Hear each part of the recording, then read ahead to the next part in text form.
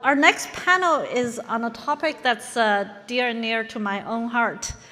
In recent years, we have only seen explosive progress. We have not only seen explosive progress in NLP or visual recognition, such as image classification, our general field of AI has made great progress in fundamental technologies in 3D computer vision, computer graphics, and computational optics to model the physical world. You got a glimpse of that from the keynote speech by Kavita Bala earlier today, but we're diving in deeper. Advances in these areas have resulted in progress in VR, AR technologies, a resurgence of work linking AI and robotics, and new frontiers of embodied AI and grounding. We'll be hearing about some of those advances as well as its social implications in our next panel. So please join me in welcoming Dieter Fox, Angjoo Kanazawa, Gordon Wetzstein, Jiajun Wu, and Anna Lembke. Thank you. And of course, Chris Manning. So our first speaker today is Dieter Fox, who is joining us remote. Hi, Dieter. Can you see us? Great. Hi. Dieter is Senior Director of Robotics Research, NVIDIA, also Professor of Department of Computer Science and Engineering in University of Washington. Dieter, the podium is yours. All right. Thanks a lot for having me, and I'm very excited to be presenting here. Let's see if, does it all work with the display screen? Okay, can you see the slides? Yes, you look great. Okay, perfect, thank you. Yeah, hi everybody. What I want to present on today is why I'm excited about simulated environments and why that is the case, even coming from me as a core robotics researcher. At the NVIDIA Research Lab for Robotics, we're focusing on kind of the core technology to develop the next generation of robots that can interact with people in populated dynamic environments and solve complex manipulation tasks. Application domains could be in industrial settings, but also, for example, in the healthcare setting or in normal home environments. As fei-fei mentioned, over the last years, we've seen great progress on these interactive 3D environments, simulated environments. Various teams have developed really nice settings here. You can see some examples on the slide. Most of these have been developed by the computer vision community, and the robotics community has been somewhat hesitant to kind of fully embracing the setting. And the reason is because we have the saying in robotics that simulation is doomed to succeed, meaning that simulation always makes various abstractions, assumptions about the world, and somehow you get your robot always to do the things you want it to do in simulation, but that doesn't mean that it's going to work in the real world. Another way to put this is, in the more modern terms, is the sim to real gap between simulation and reality is too large. And you can argue that various of these environments actually do make quite some assumptions and abstractions about, for example, especially the physical interaction between the robot and the objects it wants to interact with. And therefore, the success of this environment has been really, especially in the navigation domain and in the high-level reasoning domain. But looking at low-level physical contact-rich interaction is still kind of an open problem in this area. And I just want to go through some examples for why I think this missing link between these kinds of simulations and the real robot, physical interaction in the real world, why we can really bridge this gap with these more recent development on the simulation side, especially the physics and photorealistic simulation side. Let me just give you one example for how we can use this to solve some real, let's say, robot manipulation tasks. Imagine you want to teach a robot to pick up certain objects. You can do this in simulation by just having a shape model, like you can see here on the left. You have various copies of this red object, and you just randomly generate possible ways for grasping that. So you have different relative locations of a gripper relative to this object, and then you run this through a physics simulation, and you check out through the physics simulation which of these grasps succeed at appropriately fixing the object in the gripper. You can do this, of course, in parallel. You can do this for thousands of objects, thousands of grasps that you try for each object. And then you can generate a large data set, as we have done here based on ShapeNet, where let's say you have close to 9,000 objects, and you can annotate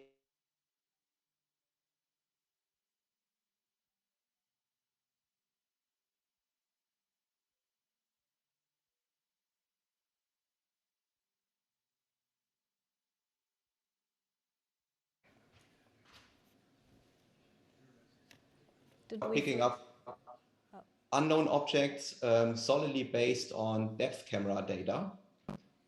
And it works actually without any retraining or fine-tuning, just coming out of the simulation. We can apply the similar techniques now also, for example, for the robot to pick up objects when people want to hand it to it. Again, the grasping strategy is solidly trained in simulation.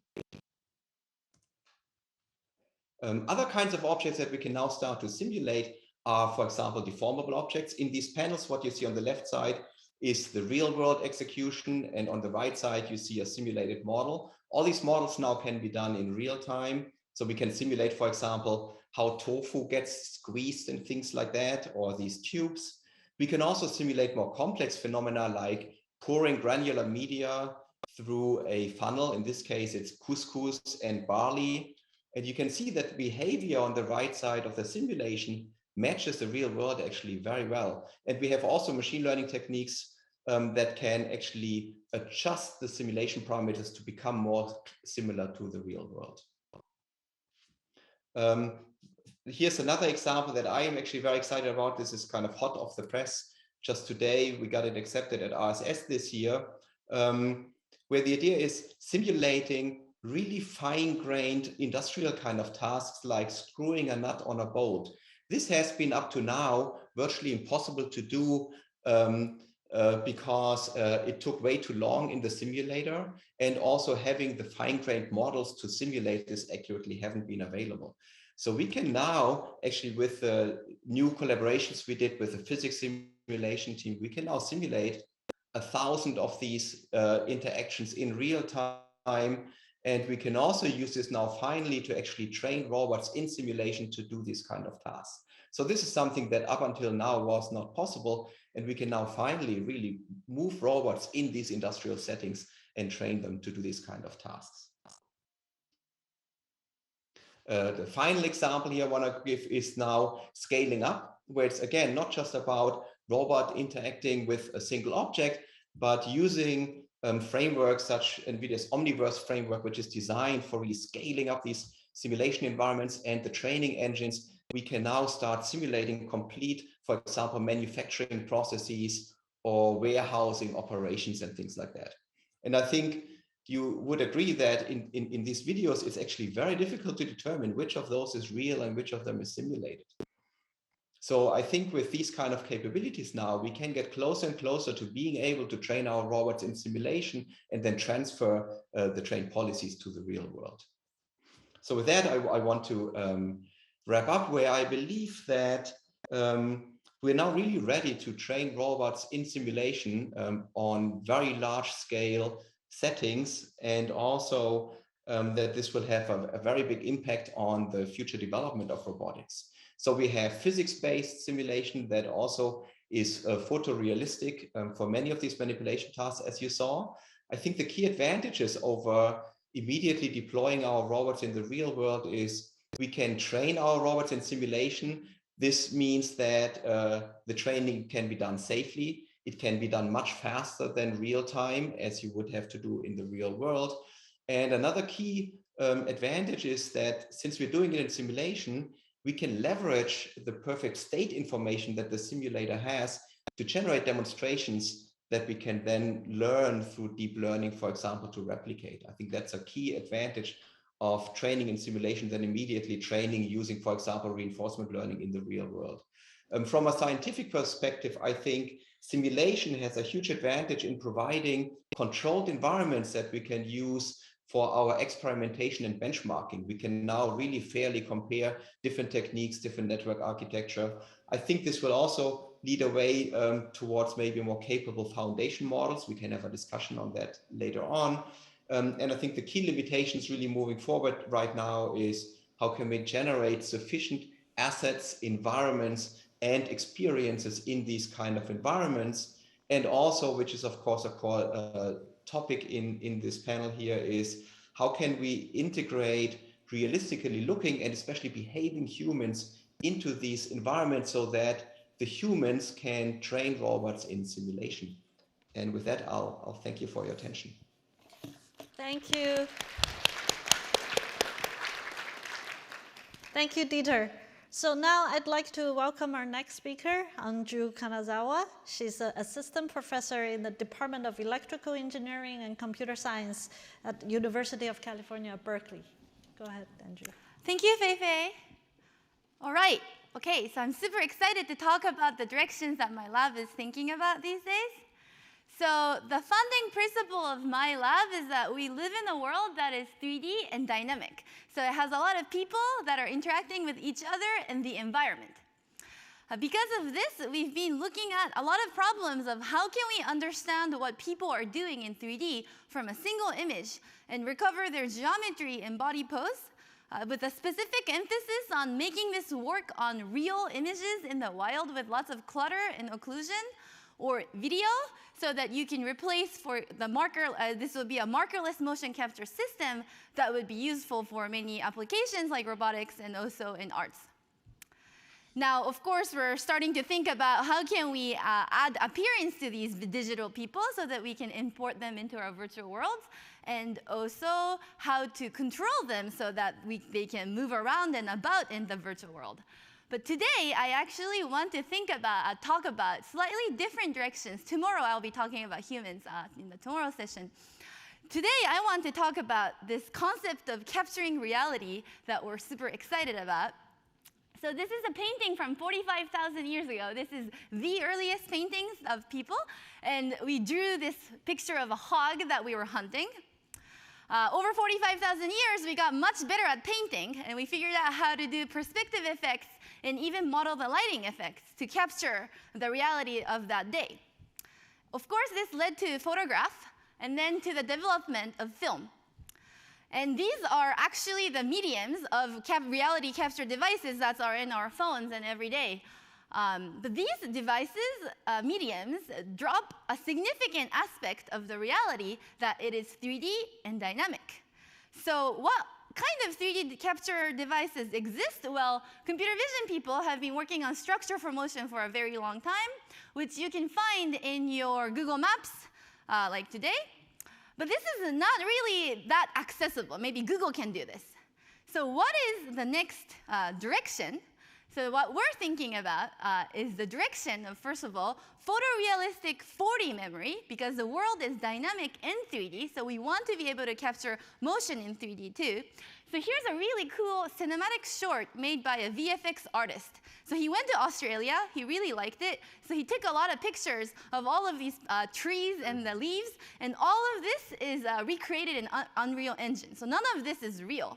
But it's beautiful, and it really captures the essence of being in Australia. But of course, you needed to be a professional VFX artist, and so we want to make this casual. And so the goal is doing casual photorealistic 4D memory. This kind of concept has been around in pop culture for a lot. So if you're a Star Trek fan, you might think of holodeck, or more younger generation, Harry Potter, where you can take your memory and you can revisit it with other people, or Oasis from Ready Player One. And so how is this different from structure for motion? So we've been studying this for a very long time in computer vision. The term structure for motion was coined by S. Ullman in 1979. And this is really developed into a very mature software. So what's the difference? So the difference, I think, is that this new direction is going to have a lot more emphasis on photorealism, as opposed to the previous approaches really cared the geometry. Now we just want it to look good, but if it looks good for many different directions, it will also have good structure. Related to that, we want this to be immersive and not just partial, so that you can really look around and feel like you're there. And of course, the world is dynamic, and there's lots of things moving around, so we want to be able to capture this or be robust in motion at time of capture. And directions like this will have immediate impact in content creation, in virtual worlds, or gaming, or empowering artists. I'm also really keen on digital conservation of nature before it goes away. And the ability to capture nature also has a lot of cool application in vertical analysis of forestry, which is really important for wildfire. It's very relevant to us in California. Another really, really impactful direction, I think, is this of immersive news or storytelling. So New York Times have been doing really cool series of journalism where they fly these drones at sites to tell us stories. So if this kind of technology was available in today's geopolitical situation, I think it would be really, really impactful. Of course, like Dieter talked about, the ability to perceive the world in 3D will have immediate impact in having robots interact with our everyday world. Okay, so why am I talking about this? I think it's because there's this direction called neural radiance field that came out from Berkeley 2 years ago. And this approach is able to capture a photorealistic world from images and let you fly around in this world. And this has really led to a large array of research following in this direction. So without getting really too deep into the details, a NeRF is a neural scene representation that you optimize from lots and lots of image representations. For every single pixel, you shoot lots of rays, and you ask this network, what is the color and the density of this particle? You can integrate that using some volumetric rendering equation, and you want to make sure that can reconstruct the observation you have. So that's how it works. It's all great, but the problem is it's not very practical. NeRF requires lots of captures. Training takes a day. And most significantly, rendering NeRF takes 30 seconds a frame, which makes it not very applicable to anything that you want to do in everyday scenarios. So that's what we've been looking at. And so we've developed approaches that make NeRF real time and made it 3,000 times faster. So now you can almost deploy on your device. And we also developed an approach to make it super fast optimization. So instead of taking a day, it will only take 10 minutes. Without getting too much into the details, we developed this new explicit 3D representations to achieve this. I can get into details in other talks. Here, let's just see some demos. So here are some real-time rendering of NeRF. And the nice thing is you can easily convert your NeRF to this format, which is great for visual debugging. Here are some results showing that, even though it's 54 FPS and much faster now, the quality is similar to the original NeRF. And here's the results on very fast optimization. Let's see if this video plays. This should play. Okay. The AV person, can you click on this?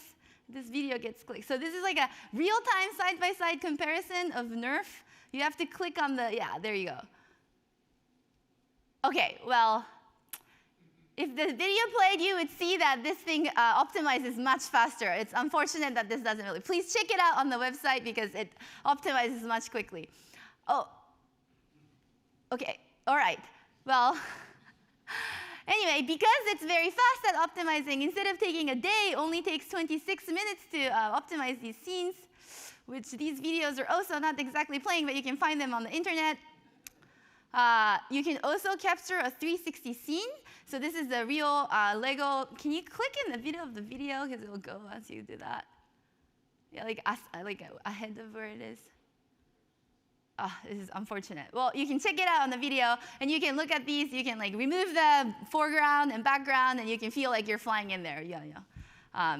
Okay, so this can be pushed also for larger scenes. So this is a new work that's coming up from the lab, presented at CVPR 2022, where my student went to Waymo and used the camera to reconstruct the entirety of San Francisco so that you can fly through it.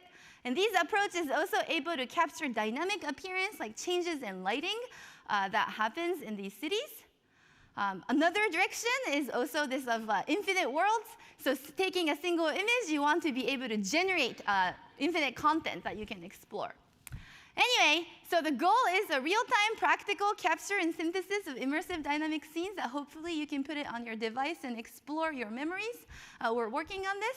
I'd like to thank my lab and my collaborators, and looking forward to the discussions. Thanks. Thank you. Thank you, Andrew. I wanna ask Chris Manning, does the Australia virtual tour look real to you? Oh, it looked awesome. Nostalgic. So next on stage, we have Gordon Wetzstein. He's an associate professor of electrical engineering and by courtesy of computer science at Stanford University. He's also co-founder and chief scientist of Zinn Labs and co-founder of Raxium. Go ahead, Gordon. Thank you. Thanks so much for having me. It's great to be here. I'm going to use my own laptop just so I can play the videos.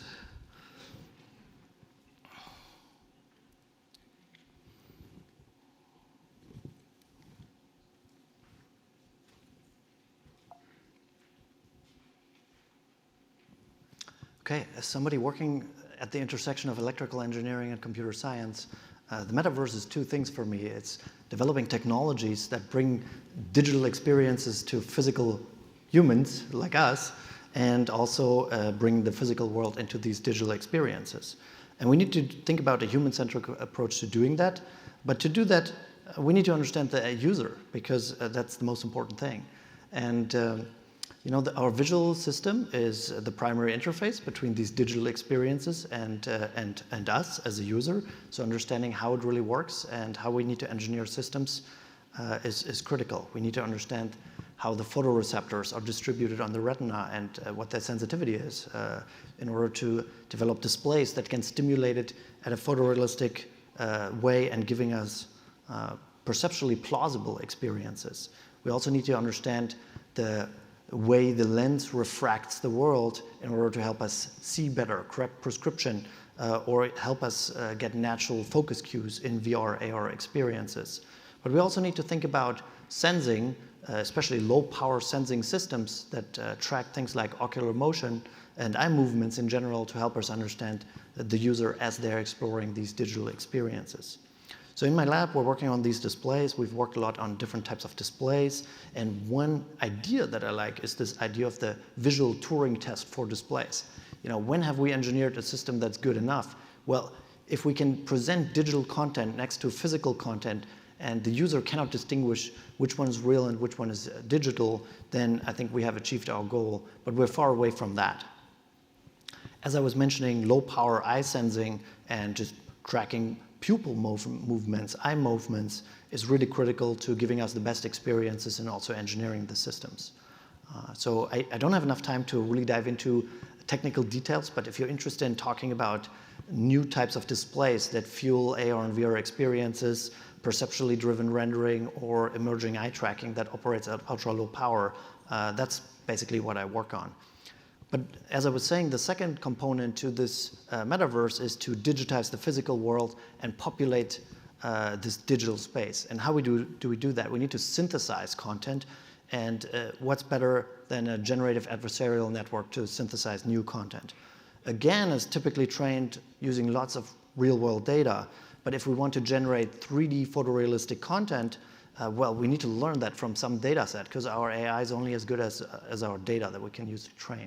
And there are a lot of data sets that have multiple photos of the same person, but they're sort of limited in the number of different identities, the number of different people, the number of different viewpoints. So it's not adequate to really train an AI to generate photorealistic people from these captured data sets. We can use synthetic data, but that's never going to be photorealistic. So there's this discrepancy between quality and quantity.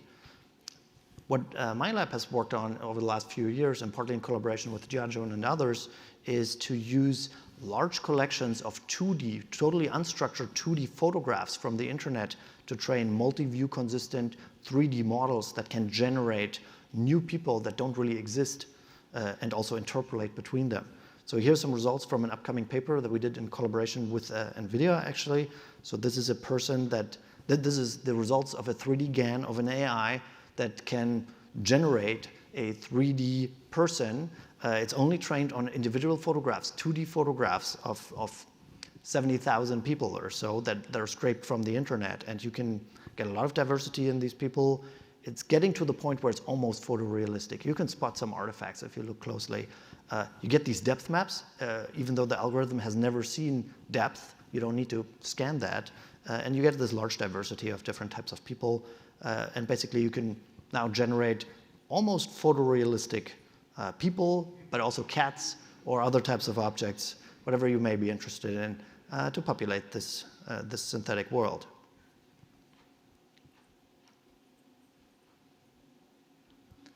Okay, so we're getting closer to the point of bridging this gap between real and sim, just by virtue of being smart about how we leverage the large amount of data that we have at our disposal.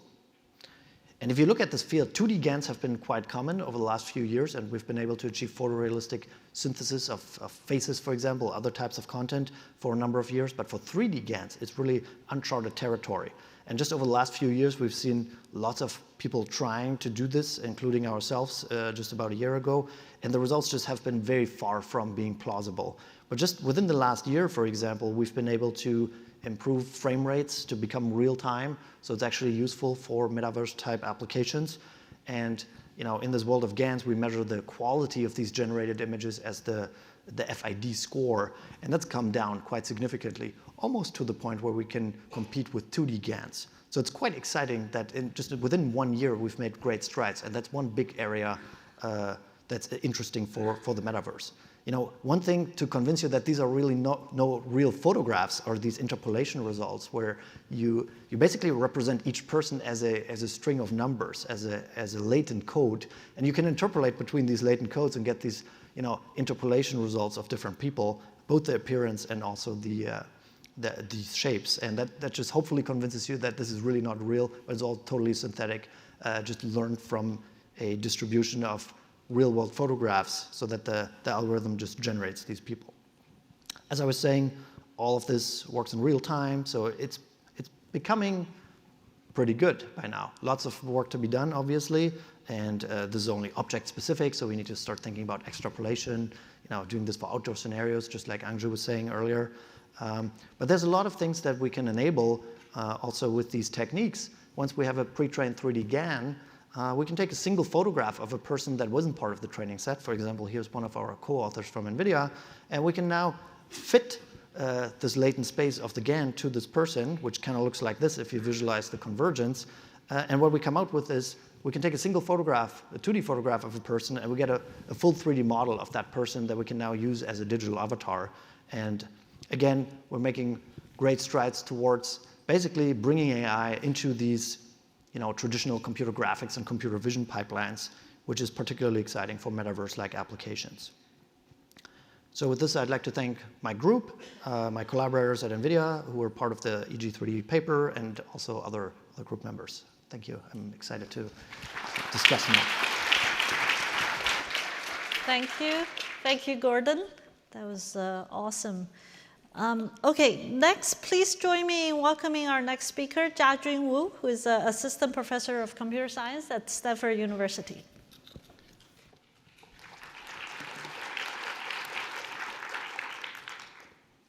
Okay, yeah, thanks for having me. I'm Jiajun. So I'm going to talk about simulating a physical but human-centered world.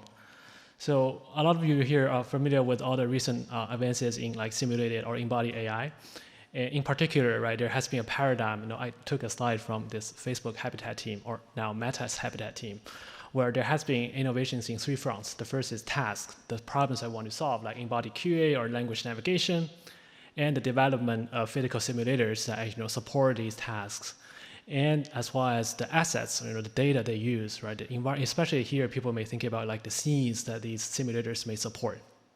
Okay, you can see that a lot of exciting progresses in each of the 3 thrusts. But what is really missing here, or how can we really do better? Here this is an event organized by HAI, but I really believe and agree that what is really missing here is we will need to think about how can you make this more human-centric, in the sense that can we develop more human-centric tasks, and can we think about how we can develop more human-centric assets? So what does it really mean? Let me give you just 2 concrete examples in this short talk about how we have been advancing in this front. So let's first look at the tasks. There are a lot of exciting progresses, right? Okay, we want to do embodied QA or language navigation. But can we ask, why do we want to solve these tasks at all? Why do I want to come to this auditorium? I'm not coming here just for fun. I come here for a reason, to perform an activity, and the activity here is to participate in this panel discussion, which is really exciting. right? So they are not end goals of of human life, and they're actually like the means to the ends. So instead of sitting in front of a computer and we as researchers coming up with new tasks that we believe are important, is it possible for us to really consider a different bottom-up approach and look at what people are really doing? Right, so this is the motivation behind our effort called like behavior, which is a benchmark for everyday activities, household activities in these virtual, interactive, and ecological environments.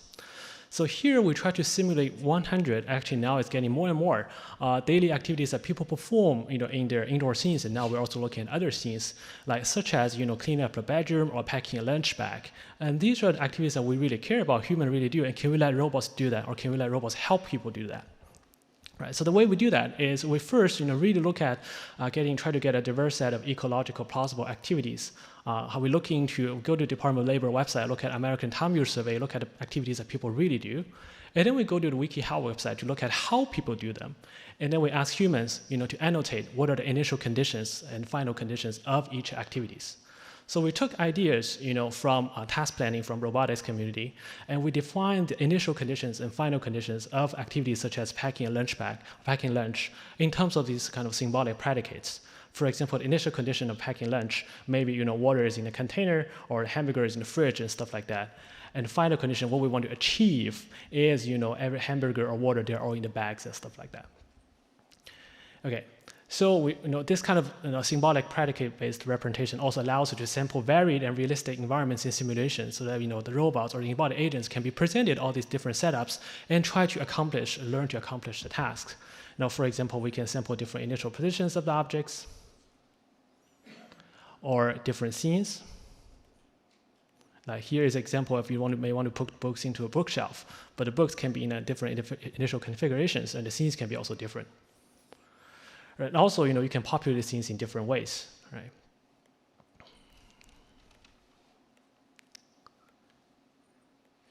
Okay, so these are the examples that we can present to you, like, for example, training an embodied agent to perform the task or to help people to perform the tasks.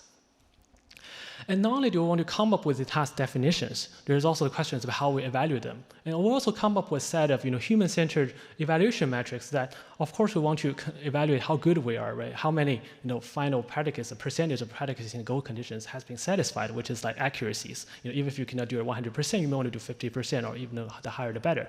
But also you care about time efficiency. Are you doing it as soon as possible?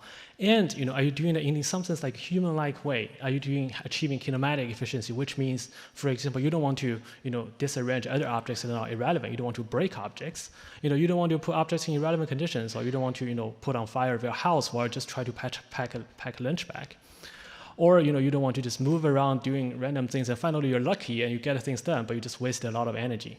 Right? So you want to really consider all a set of human-centric evaluation metrics on top of these human-centric tasks.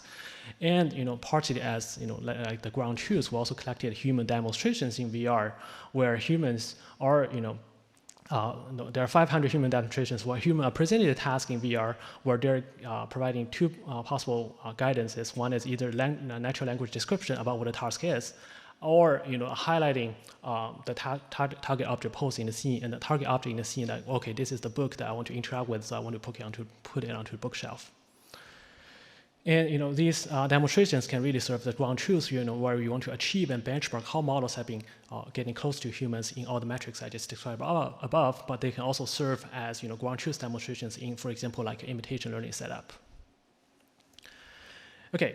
So here's an example of how human-centric tasks are, instead of coming up with new tasks like embodied QA, which are also important, and there's a lot of exciting progress there, maybe we want to think about it, what are task activities that we really do, and can we discover and define those activities and use them to develop embodied AI agents? Okay, let me quickly switch gears and talk a little bit about our efforts on building human-centered assets. Here people may think about it as the scenes. Can we scan indoor rooms or all those auditoriums, but mostly household, apartments? But another important part of it is, can we actually simulate objects, right? But when we see an object, when we look at like a vase like this, now we understand it in many different ways. Of course, we care about appearance. We know how they look like, and you can, for example, imagine how the object will look like from a different viewpoint. Right. In computer vision and graphics, it is like novel view synthesis. Or you can imagine how the object looks like from a different lighting because you understand its material. Right? This is like the task of relighting. But you also care about other things that just beyond the visual appearance. For example, you care about how the objects sound. Great, it works. Thank you so much. Yeah. And how it feels, right? You can touch it. Tactile feedbacks are very important, for example, robot manipulation, as well as how it behaves, the physical properties. What happens if you drop the vase onto the ground? It's probably going to break, or how objects are going to interact with each other. So when we're developing assets or used in these simulated embodied AI environments, you may want to consider not only the visual appearance, but also the multimodal aspects of it. So this is the motivation behind our efforts on Object Folder, which was published last year's Coral, but we have a newer version, which is larger and much better, and this is CVPR, which is a multi-sensory object datasets. And we build upon all the recent advances in neural rendering. So it's great that Kavita covered it a little bit in the morning, and then Angjoo or Gordon spoke about it more. So I don't have to cover the basics. But the main idea is very simple. That is, think about what really belongs to the object. Right? What really belongs attached to the object, which is the texture of the object, which is the material of the object, the shape of the object, the physics. And you can bake these object intrinsics into a neural network, like implicit representations, all the things that Gordon and Angjoo has shown, that fantastic stuff. And you can query this neural network with extrinsics. For example, how would the object look like given a lighting coming from the right, I'm seeing it from the left? Or how the object will feel if I touch it at this particular position. So that you can do neural rendering, but not only for visual data, but also for auditory data and tactile data. So the benefit of this data set is now you have this unified, object-centric, multi-sensory implicit representations, and provide easy access to the community as a standard benchmark for a number of tasks in vision, graphics, and robotics. Embodied AI. It is also platform agnostic, that hopefully we can integrate them with all those simulators. And here's a quick demo of the 1,000 objects that we're building. And here is a more detailed visualization of, say, 100 of them. It's harder to play the sound. It takes a lot of time, so I'll just quickly show the visual aspects of it. Just one final slide on applications it enables. For example, if you feel the objects, then okay, where the object is, and then can you actually use the tactile feedback to localize where the contact point is, which is often very useful when you want to try to get and grasp an object in the dark room. This is contact localization. Or if you touch the object, and can you integrate your tactile feedback, which is give you sparse signals on object geometry, to put them together with the visual image so that you can do multi-sensory shape reconstruction, which is also very important in a lot of robotic activities. Okay, so to summarize, we think these are just two examples about we think how human-centric approaches can be helpful in developing these embodied AI tasks, as well as the assets that are used for these simulators. And I think to summarize, we want to think about the research in simulation embodied AI should really take and think about this kind of human-centered approach, because we got inspiration from humans, and eventually we develop these approaches in the systems for humans to augment human abilities, to help humans. So we should consider these human factors at all levels. Thank you.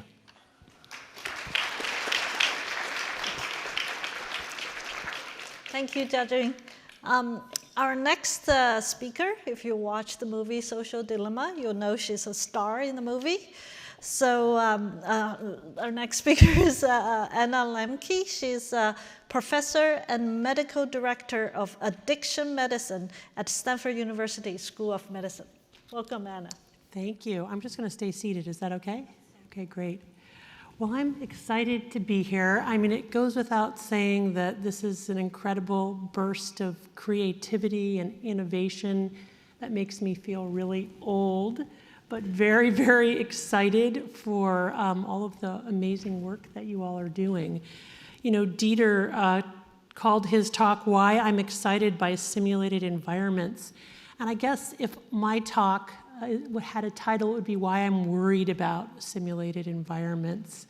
And I based that really on my real-world clinical experience, seeing consumers of these digital products coming in. And of course, as a psychiatrist, I'm going to see the potentially most serious bad outcomes.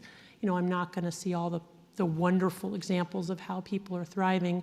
But I do think that the sort of negative outcomes of this amazing technology is something that we obviously also need to pay attention to.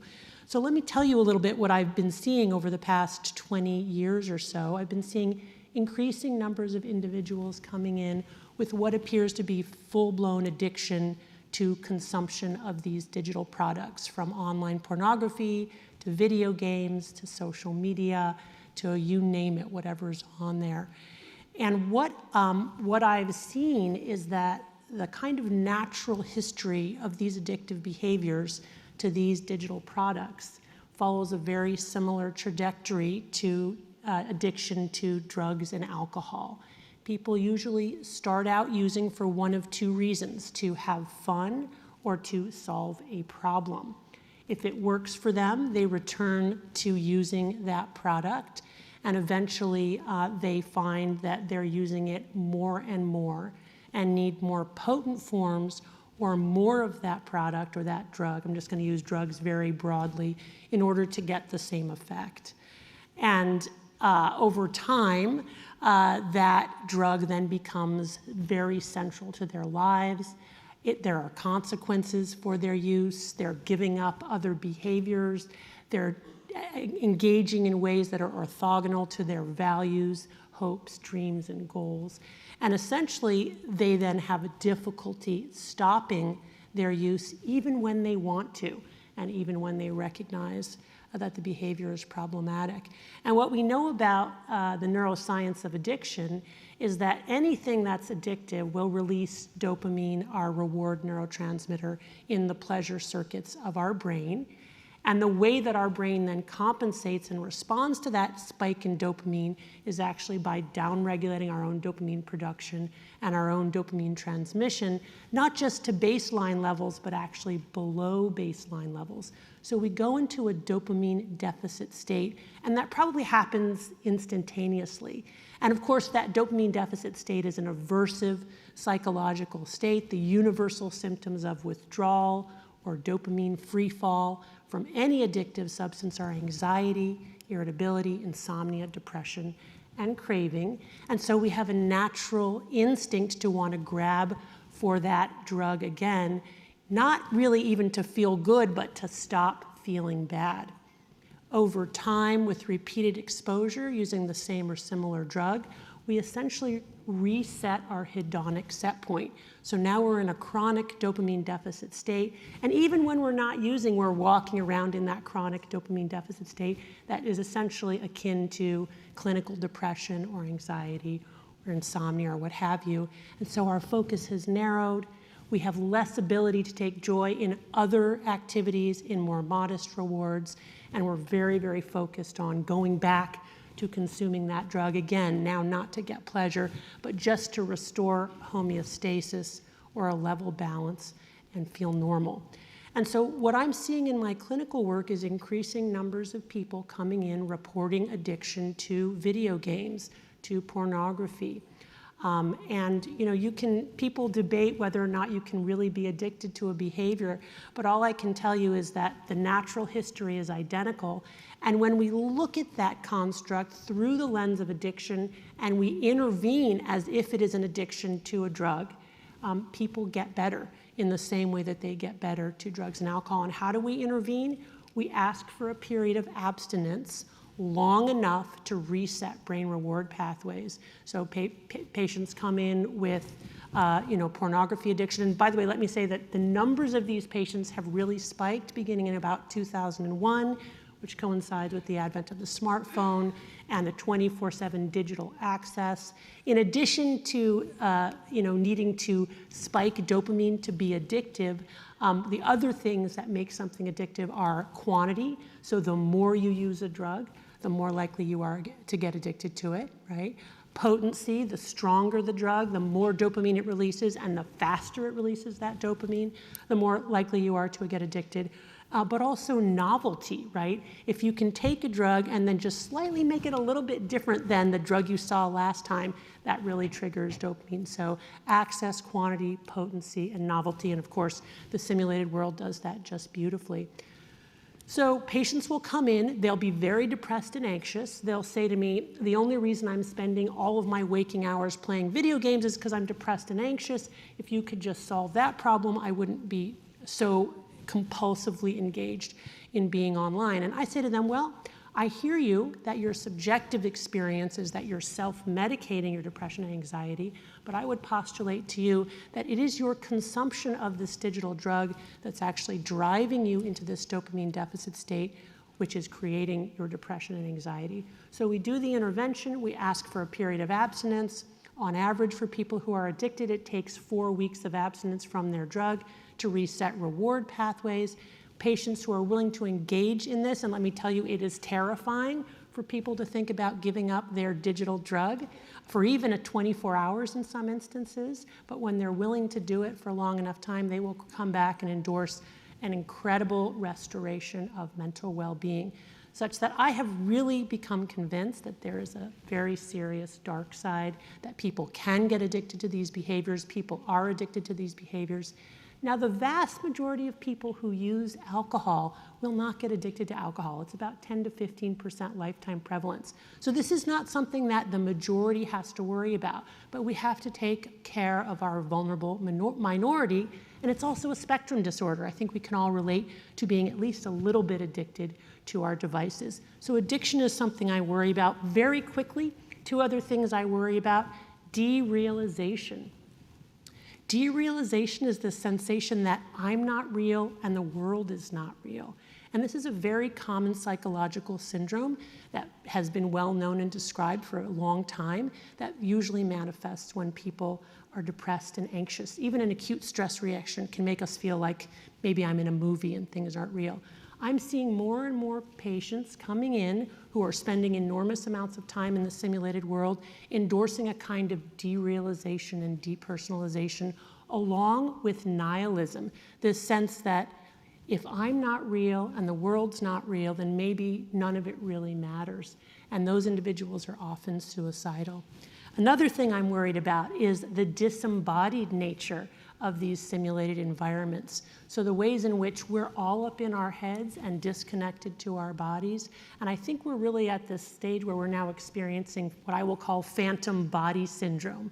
You may be familiar with phantom limb syndrome. When people get an amputated limb, they still have that sensation that they have a limb even though it's not there.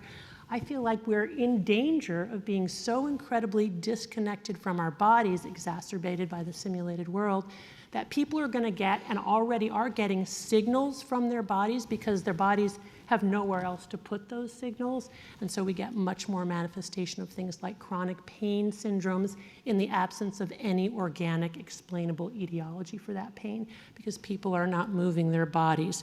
And then, of course, one more thing, I'm sorry if there's a time limit here, is that's the infinite comparisons that make us all feel less than, that you get especially on social media, where no matter what you accomplish and how much you do, you go on social media and feel like you just can't measure up. And our minds really weren't meant for those types of comparisons. So I'm just going to close by saying that Angjoo, so interesting, but I was scared when you said, quote, "We have to capture nature before it goes away," unquote. As if nature going away was an inevitable endpoint. Can you guys use your amazing innovation to make sure nature doesn't go away? Gordon, seeing those faces that you made up. No, Gordon, where are you? Okay.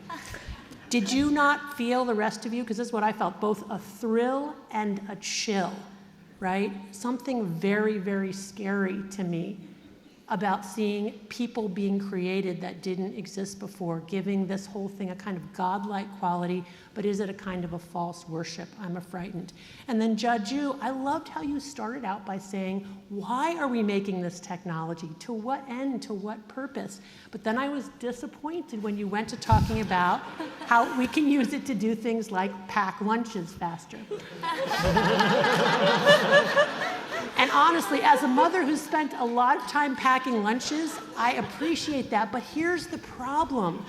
With this technology, we are able to get a lot more free time and not spend it on these jobs that previously took a lot of time.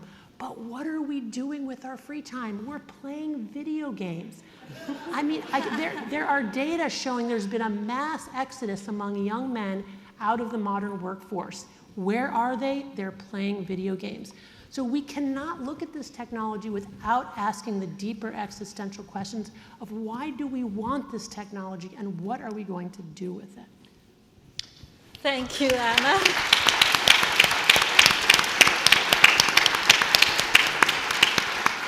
So speakers from previous panels, aren't you glad you're not on Anna's panel?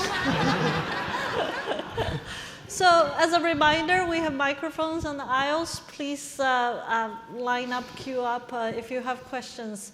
I'm going to start with one for the technologists on the panel to redeem yourself. Is that starting from Dieter and Angjoo, Gordon and Jiajun, very quickly, can you give us one example of a real-life application you'd like to see of your technology in, let's say, 5 to 10 years that truly excites you? One example, and let's see if Anna is convinced by your example. Dieter? Yes, so from my perspective, and I think Anna raised some, of course, incredibly important points, so I totally agree with all of this. But I think coming from a robotics perspective, viewing these as kind of the training wheels for the future robots, I think is really also an exciting application. And these robots themselves, I think, can have very positive impact on society by, for example, helping elderly people in their home, helping in the healthcare sector, but of course also in industrial tasks and things like that. So I think training robots to be able to do some household chores that enable, for example, elderly people to spend more time in their home and not having to go, for example, to a nursing facility early on can be extremely beneficial. Great. Angjoo? I think I am really excited about this aspect of capturing nature. And when I say it's going to go away, it's because I'm maybe from a generation that the long-term impact of global climate change is real and it's inevitable. And in a way, if you do capture, you can analyze them and maybe prevent these, forest fire and things like this. But this idea of taking a picture and conserving the moment of life and history, I think it does really resonate with me. And I do wonder if it's needed for digital consumption. I think I want it for digital preservation. And to be able to revisit it in future for historical context, and also sharing stories. I think those are ways that I feel like can positively impact our history, and then that's kind of what I'm excited about. Digital preservation, I love it. Gordon? Okay, I'm going to go back to some of this convergence of VR, AR, and robotics, actually, that Dieter touched upon. One thing that I'm really excited about is surgery, training surgeons, minimally invasive surgery. The Intuitive has this Da Vinci surgical system out there that's minimally invasive, and it's remotely operated by a specially trained surgeon. It helps people not to undergo a major invasive surgery. It allows you to have an expert performing a procedure or surgery who may be completely remote from you, and I think it gives people access to higher quality of medical treatment. And it's fueled by technology that combines robotics, VR, AR, haptics, and a couple of other things. And I think it's just something where, it doesn't matter where you live, you can get access to high quality surgical care, and that's something that I'm excited about. I think there are maybe two things I can think of. The first is also assistive robotics, because a lot of the motivation behind all this work, including Angjoo and I have been working on something. It's also about, can you see humans and then think about how we can help them, especially for people with disabilities and elderlies, because they cannot, do things as quickly or as easily as, maybe young adults. So I thought that would actually be very useful. The reason that packing lunch bag is, first, it's important, and in this case, they can actually be useful, but also at the same time, this shows, we're pretty far from achieving. Now, even that is already very hard for existing systems, so we're not there yet. Okay, and the second thing I think might be interesting is, if you can easily virtualize like daily objects or stuff like that, it may increase and motivate people's creativity for collaborations. For example, a lot of think about if you want to design your home or apartment, you may have some creative ideas. You may see a beautiful sofa from a picture. You're like, oh, this is great, how it will look like in my room. And a lot of time you have to go to designers. Designers have to download 3D models and spend thousands of dollars, and communication is hard. So it may really help people to develop their own creativity and make their collaboration with those professionals much easier by having these virtualized techniques. Thank you. Anna, do you want to quickly comment, or we? Well, let's go. Okay, let's move to a couple of audience questions. I think you were first. No, you're first. Thank you. Please introduce yourself and be brief with the question. Sure. Can you hear me? I think we can hear you. Okay, great. So my name is Yusuf Ruhani. I'm a PhD student here at the AI Lab. Thank you for your great panel, very exciting discussion. I just wanted to follow on from some of the points that Anna raised. Very, very important points. Thank you. I really appreciate you being on this panel. But I was also interested in sort of not just sort of the psychological aspects at the individual level, but also sort of the social aspects of this technology. So for instance, right now we're plagued by the issues of deep fakes and fake news and propaganda being propagated using these sort of AI-based technologies. When we see a world where the deep fakes are intersecting with the metaverse, I just wonder who is responsible for helping us decipher what is true and what isn't. Is it the technical experts? Is it the psychologists? Is it the politicians? And what are we doing right now to sort of move in that direction where we can tell people this is real and this isn't? It's definitely not the psychologists and the psychiatrists. I can't tell you what's deep fake and what isn't. In fact, I'm so startled by how you can't tell. But you know, it's a great point. This is not just an individual problem, it's a collective problem.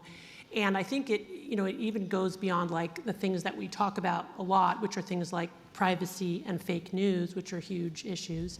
But also I think you've got a huge issue of potential social norms, because what we already have in the metaverse is people going as their avatars and urinating on other people and assaulting other people and just basically doing whatever they want while divesting from the real world. So I think that raises some really scary potential moral consequences. Plus then you've got the fake news, then you've got the adrenaline, dopamine that comes from the herd mentality when you get the rush of having your extreme opinion validated by a million other extremists in the world. So it's a really fascinating and volatile and combustible mix of emotion and addiction and dopamine and morals or lack thereof, and then fake news. So if you were in the earlier morning sessions, we've got Liz from Path.ai, Rob Reich. These are the people who are looking at who's responsible for technology from different angles. So by the way, I'm very proud of Stanford AI Lab students asking this kind of questions. Yes. So kudos Good. to you. Go ahead. Hi, everyone. My name is Aditya Mohan. I'm the founder of Robotics Machines. We are building on-edge AGI to power machines that feel. I have a question for each one of you, and probably being objective, maybe better than being subjective. There's a movie that came out from Pixar called WALL-E, and at the end of the movie, they show that everyone is in their chair, everyone is really fat, they don't know the physical world. What is the probability, I'm not talking about possibilities, but what is the probability that that future can come in soon? So each one of you, just a probability out of 100%. I really liked in the earlier session what Rob was saying, which is that you really need this to be regulated, and there's this kind of overall discussion of what was going to be happen. We're technologists that develop technology, and then it can be used in good ways and bad ways. Kavita said it, with great power comes great responsibility. So the probability of this happening is really how can we get together and govern all of these things, or think about the ways in which we can regulate all of this. But I think it is a real fear. It actually happens in many sci-fi. For example, in Ready Player One, a lot of people have given up, and then the virtual world is the only place they get to kind of enjoy. I think that kind of pessimism is something we need to be talking about it, but it's not just solely on the technology, is my thought, that we need to work on it, and the technologist needs to be in on it, and I'm interested in this conversation, but yeah. Yeah, let me go to Dieter, because Dieter, do you have a probability? Let me unmute. I have given up on trying to predict such things with probabilities and timelines or something like that. So I'd rather abstain from that. And that is why we have these kinds of events, right? So that the technologists get the feedback from the general audience, but also from experts like Anna, right? And can inform kind of the research that we're pushing forward. And regarding also with the deepfakes, for example, I think it's important that while the community develops techniques that can generate these incredibly realistic images, that maybe similar related techniques can now be developed in order to detect these deepfakes, or maybe encode things in these images so that they can be detected and things like that. So I think it's more important to try to prevent these things from happening, reducing the probability. And again, I'll stay away from numbers here. Gordon? Okay. Interesting question. I would say people freak out when new technologies come around, and that's been the case for a long time. The British invented a great motto that says, keep calm and carry on. I think most of the time we learn how to deal with new technologies. One example is when the Lumiere brothers in France invented the movie projector, and they projected the first movie with people just watching. It was this train arriving at this train station. You know, the audience would freak out and think that there's this train coming at them, and they would run over to the movie theater and just freak out, right? Nowadays we look at this and we're like, oh, it's just a movie, right? So I think we just need to, first of all, before we freak out about new stuff, keep calm, carry on, and understand these technologies. And it is part of our responsibility as the people developing the technology to also be aware of how you can detect it and so on and so forth. But, you know, let's not freak out just yet. Jiajun, are you freaking out? I think it's not, yeah, I really don't think that, as long as we keep talking to people from different areas like Anna, Rob, and, you know, we have come up with systematic approaches, you know, to think about, when we're developing new technology, to keep these problems in mind. And, you know, keep doing that even whenever new technologies come up. I don't think I'm freaked out. Anna, did you hear the technologist say, as long as you're here, it'll be Right, fine? right. What do you That's say? scary. That's really frightening. Yeah, I think it's my job to freak out on this panel anyway. So, you know, let me. My response to this query is, you know, Karl Marx said religion is the opium of the masses, and I think that we're looking at a possible future in which the simulated world is the opium of the masses. And by that I mean I think we're looking at a big class divide and social determinants of health divide, in which the people who make these products and people who are wealthy and highly educated will probably use them less and less, or more and more judiciously, and people, you know, at the bottom of the socioeconomic ladder who have less privilege and less choice will be the greatest consumers of the metaverse. Thank you, Anna, and thank you for the question. What did you say? Will you want to try too with the probability? Oh, my answer? That's not fair. I'm supposed to model. Fair enough. My answer would be the probability is greater than 0 if we don't take on collective responsibility. So we can elaborate offline. Chris, you have a question. Yeah, I want to continue on this theme of physical versus simulated world, but in taking it as sort of a different direction to the one that Anna's been concentrating on.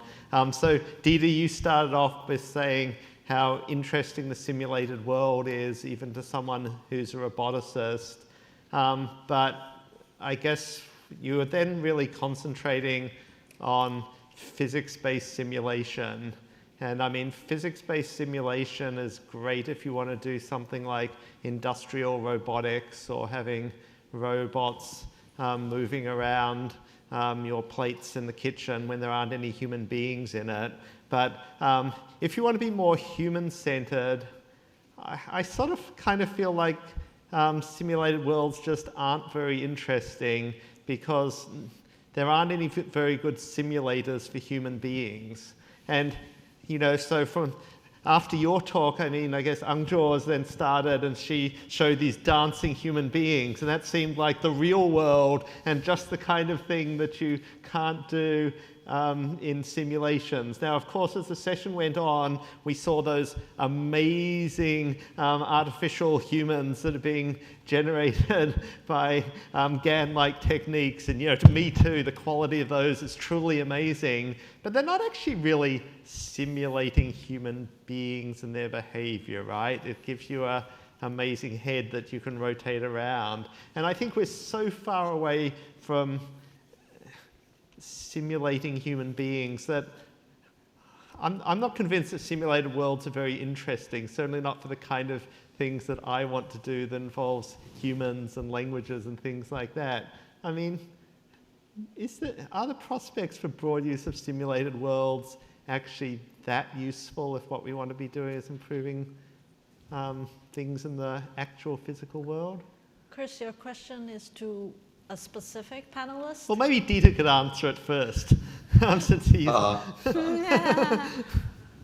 sure I can answer it, but first of all, I totally agree that simulating humans, we are far behind on the quality of that, right? And that is for practical reasons why we are currently focusing on the basic aspects of,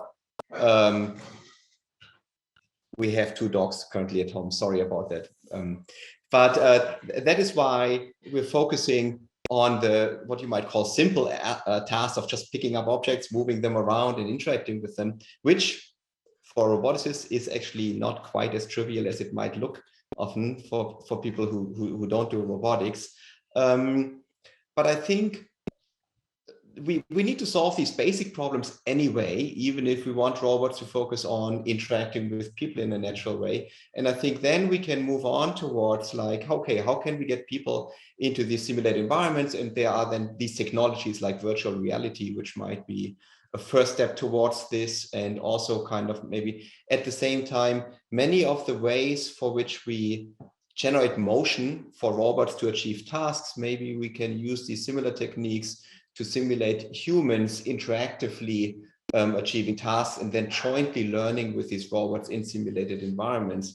And regarding the photorealism, you also said, I fully agree that at this point, we might be good at generating images, and Gordon's results on the 3D, of course, shape are really amazing.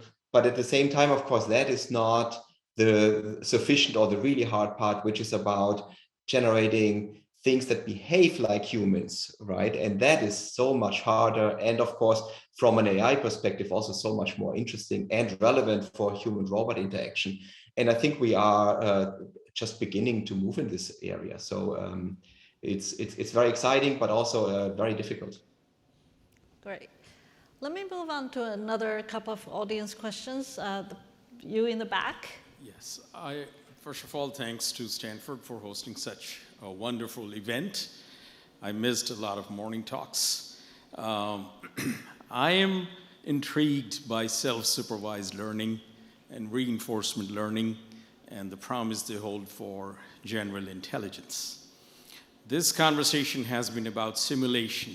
You all have progressed to robotics and this kind of simulation. I'm still stuck in autonomous driving environment where simulation is a big challenge, where you have to put together large processors, you have to put together a lot of LiDARs and radars and other sensors, you have to add motion, you have to add environment, and then you have to add on top of it end-to-end machine learning, deep learning algorithms.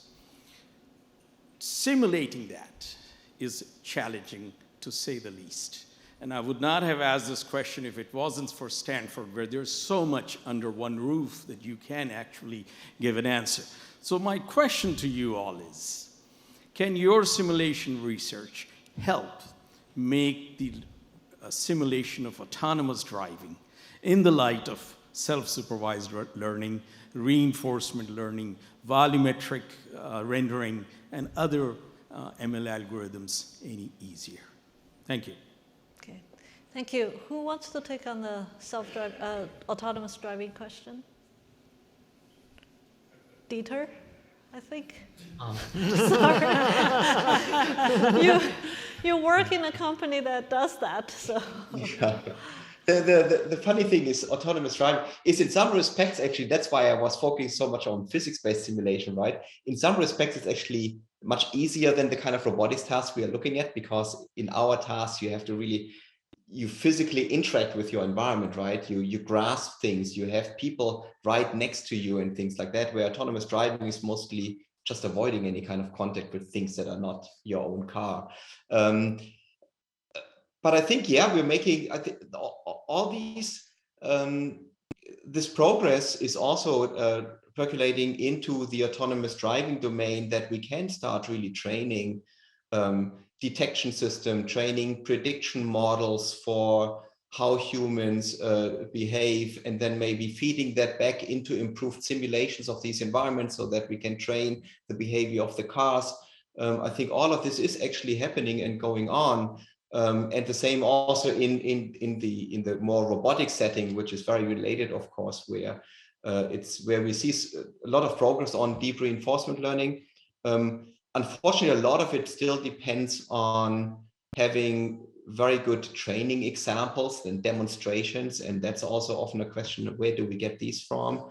But I think we are seeing some pretty good progress, also, of course, especially at NVIDIA, but other places, of course, do this as well, about simulating environments and analyzing scenarios in these simulated settings and things like that. Thank you. Let's try to fit in a couple of quick questions. Go ahead. Hi, I'm Mark Afjes. I'm a Stanford alum and founder of Deliberate AI, where we apply multimodal machine learning to psychiatric and neurological health.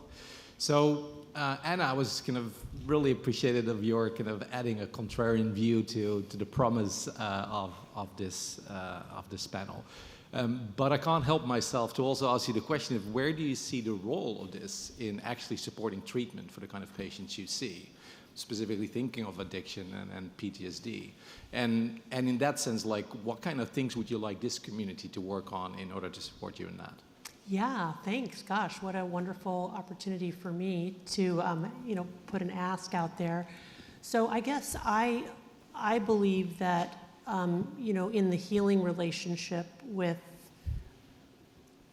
other humans, that really that relationship is the key to everything good that happens. So if this technology could be used in a way to extend and leverage the meeting of real humans through space and time, that would be great. So not this idea that you would replace the healthcare provider, especially not the mental health care provider. And it's not because I don't want to be replaced. Trust me, I actually really do. I would love to be replaced at this point in my life and go home and do other things. It's that I really feel that we will never replace what one human can give to another in a kind of Martin Buber I and thou experience. That's not replaceable. But even since the pandemic, what my entire practice has gone online, except for the few remaining people who are still willing to come in. I go to my office every day, I'm there in person. People don't want to come in person anymore. I get it. How can we make that interaction as close to being in person as possible, including whatever the pheromones are that probably get transmitted between live humans in the same room? That would be great. And what I see happening already in the world of addiction, where everybody's got an app, right? I hear every week about a new app. But those don't really interest me unless they're a way to facilitate the human connection, real humans to humans. So for example, the exciting piece to me is peer recovery and mutual help communities that are exploding online beyond Alcoholics Anonymous and Narcotics Anonymous. And those communities are healthy, real, intimate, positive, can be, communities. So the kinds of technology that can leverage the deep and healing human connection. Anna, when you said you want to be replaced, I was like, oh no, are you derealizing yourself? Yeah, it happened to me many times already in my life, acute anxiety, derealization. But no, what I'm really looking for is just, to pass Packing it on lunch. to the next generation, packing my own lunch at this point. Actually, and going out in nature before it completely disappears. Or go to Angjoo's lab. Yes, that's right. Or it. looking at her Australian simulation, that'll work too. Excellent question. Can I follow up there 1 second? Is there a scientific study or result that establishes the connection between photorealism and addiction? Because you are speaking with the premise that the more realistic these simulations are, the more freaking out you are. Right. But there has to be a logical link in order to be worried about that. Right. See, you're so logical. That's why you're in that job. So there is not, to my knowledge, scientific data, but what you have is clinical observation. And the natural history of the disease of addiction is you need more and more potent forms over time to get the same effect. And that's what we see with video games, right? And the levels have to go up. The initial level is no longer satisfying, or that graphic is no longer. The more real the world, the more vivid, the more colorful, the more lifelike, the more potent. Also, things like enumeration make things more potent and more addictive. The rankings, the number of likes. It was interesting. Chris talked about the fact that, well, he's really interested in a simulation where it could be very, very lifelike, right? Which I thought was interesting. But again, that's the thing that I'm, worried about, where what happens on social media is you take something that's essentially healthy, which is wanting to connect with other people, and you distill it down into its addictive essentials, right? The ways in which we can control it, the ways in which we can seek more potency. Also with pornography addiction, the natural history of that phenomenon, people start out with vanilla toast pornography, however you might define that. And over time, that doesn't work for them. Then they're looking at very deviant images. Then they're going into chat rooms. Then they're connecting themselves to, electrodes and having other people control it. So this is just the natural history observed through phenomenology in clinical work. I feel like there is opportunity for actual research. Yes, that we need real scientists, actual researchers to do this, not me. No, but great hypothesis. And okay, we've got at least 2 or 3 audience questions. Please go ahead. Hi, my name is Jorge Cueto, and I'm an alum of the computer science department, so it's great to be back for this event.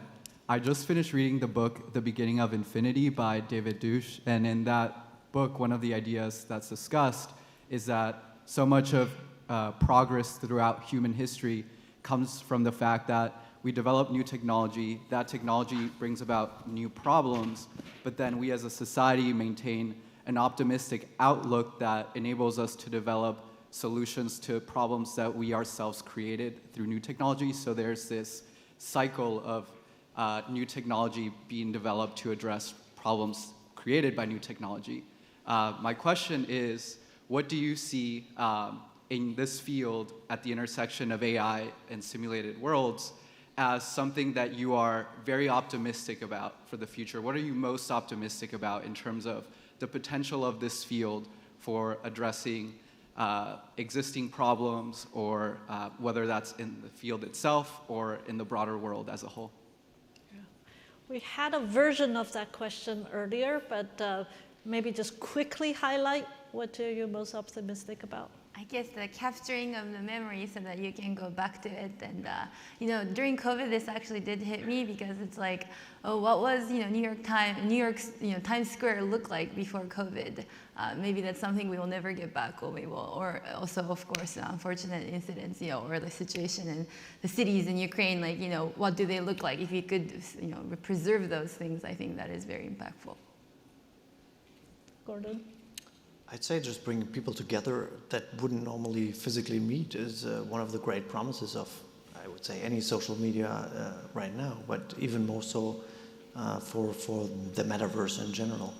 I mean, I used to play video games, just going back to some of these comments, and I don't think I ever got addicted to that point, but I think there was an inflection point where video games were originally just for a single person or 2 people to play with when I was young.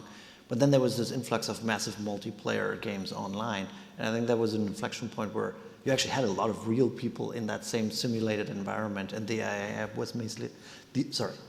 was basically just simulating the background and some of these things. And I think that created a lot more of an addictive factor. Actually, what I saw in other people, I kind of stopped playing then. But I think it's also a great promise of bringing people together and across the world. And yeah, I think that can be beneficial in certain scenarios.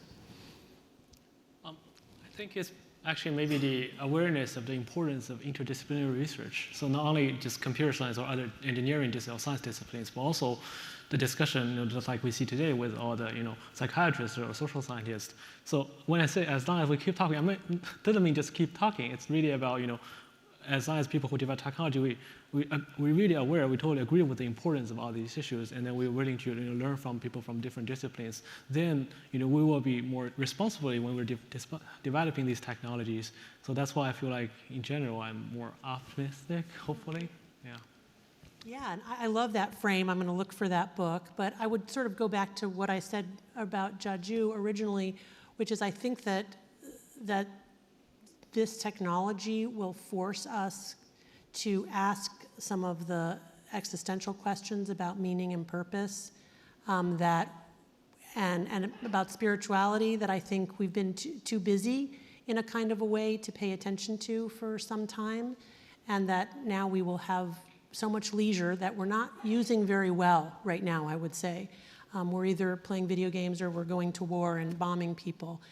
So I think, to force us to think about, wow, like what should humans be doing now that we don't have to live at a subsistence survival level and we can, press a button and get something that we need to eat? What should we actually be doing with ourselves? So I'm excited about that, what people will come up with, and I am optimistic that we will get there. Dieter, do you want to add what you're excited about? Yeah, just as I said in my presentation, as a roboticist, I'm really excited about the potential, like how these environments can really help us train these robots in the future. And otherwise, I also, of course, share many of the concerns Anna has, and I hope we can mitigate these through good research in this area too. Thank you. There's a question in the back. Thank you for your question. Yeah. Thank you. Professor Lei, I'll ask you to translate this across the speakers, but what really is interesting to me is it's been a great opportunity, and thank you all for sharing your view from where you are with all these different technologies that we've heard about today, both the actual technology developing and the different fields that are coming in to help connect the humans and the machines. As far as the human-centric part, we're here together for the first time for a lot of us. And we still have Professor Fox in the video. Wouldn't have been like that a couple years ago. Where are there fields either on the science and technology side or on the more social, learning science side to connect this missing piece to have more of a realistic experience, to have the serendipity, to have more empathy so that it feels, can it be healthy to be in these simulated environments? If I could ask you to help us look at other fields beyond where you are, and where there's some other cross-discipline efforts maybe that can help us watch for where there's innovation there that'll help us get to that more empathetic experience. So your question is, can the speakers articulate existing interdisciplinary research that's happening right now? Mm-hmm. Technologies we haven't talked about, or different fields that we might be surprised that they're thinking about. Right. Anyone? I could speak a little bit to the 3Dification of animals, actually. We're organizing a new workshop called Computer Vision for Animals, where we have lots of interdisciplinary research with ecologists and neuroscientists who are studying animals to understand their behavior. And if you can use these computer vision techniques to perceive the poses of animals in an unsupervised or self-supervised way, that would have a lot of impact in this direction. That's wonderful. That's wonderful. Yeah, I think one of our colleagues, Jeremy Balinson here, would probably have a lot to say about empathy, which is a really great topic. But I think the simulated worlds offer an opportunity to bring anybody in anybody else's shoes, right? So if you can create a simulated environment that feels realistic, you can become anybody else and see the world from their perspective. So for example, Jeremy was working on this project where you can be a crab on the floor of the ocean and experience the acidification of the ocean and how everything around you dies firsthand from the perspective of the crab. And I think that's a very powerful thing to do, because you can, help anybody understand what it feels like to be in somebody else's shoes in a much different and more immersive way. So I think there are a lot of opportunities with these emerging technologies to create empathy in different ways than traditional media. I thought behavior could be a very nice example of interdisciplinary research and how the values. It is something actually I forgot to mention in the talk, which I should, is it is effort with multiple PIs across a lot of departments, with fei-fei a very important role on building this thing together. And we have people from computer science. We also work with people in psychology, understanding how people really behave in those environments. And now we're really expanding it. We also work with economists, who I saw is sitting down there, understanding, for example, what are the activities that humans feel most valuable about. They will want some assistant or robots to help them with, and as well as how it will really impact and help people, especially like, for example, elderly people in household environments, and which are the activities where the assistive robots was most helpful and benefit. I think a lot of these really benefit and learn a lot from the collaboration with social scientists and psychologists. Dieter, do you want to add anything? Yeah, so for example, the robotics side is of course also a natural interdisciplinary with people from the medical community. For example, a colleague of mine, Zinn at UW, he's working med school on developing techniques, for example, for feeding people with physical disabilities, and also very interesting work going on at Georgia Tech, for example, Charlie Kemp, again, helping people with physical disabilities to give them some more independence back to their life. Chris, you have a question? Maybe since getting near the end, I might ask Anna a question, give her a chance to expand on her optimism. I'm sure there are people in the audience with young kids who are dearly hoping that their kids don't end up in your office. Right. Well, it's too late for your advice to be useful for me, but if I briefly report on my own kids, when our kids were young, we actively kept them away from technology, and we sent them to a school where they played outside and did crafts and learned as little as possible of formal education. But despite our best efforts, the truth is our kids these days appear to live their lives mainly online. So how do you see building a better future that, we know that GPUs aren't going to start getting slower anytime soon. We've got people working on that in the audience. How are we going to build a better future?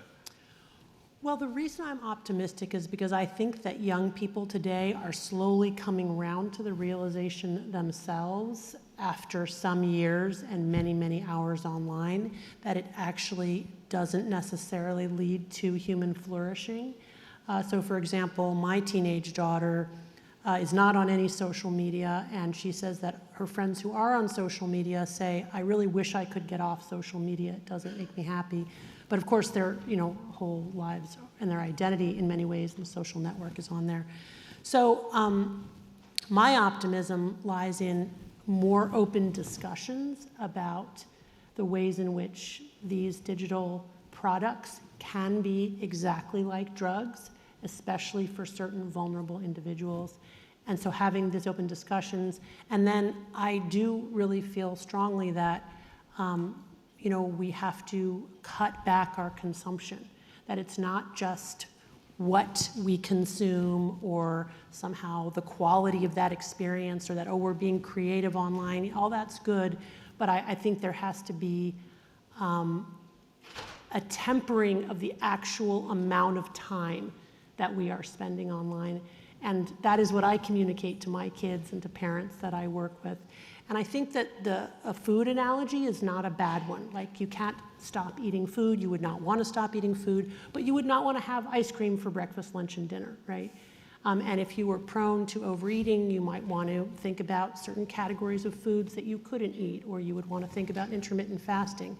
So to me, we have to come to some sort of reckoning around sort of digital etiquette and what makes sense, and also reinvesting in real life, because the truth is the more time we spend online, the more impoverished our real experiences actually become, so that you have a family dinner and you say no devices, and then people don't have anything to say to each other. Well, teenagers don't want to talk to their parents anyway, but there's even less to say, than there normally might be.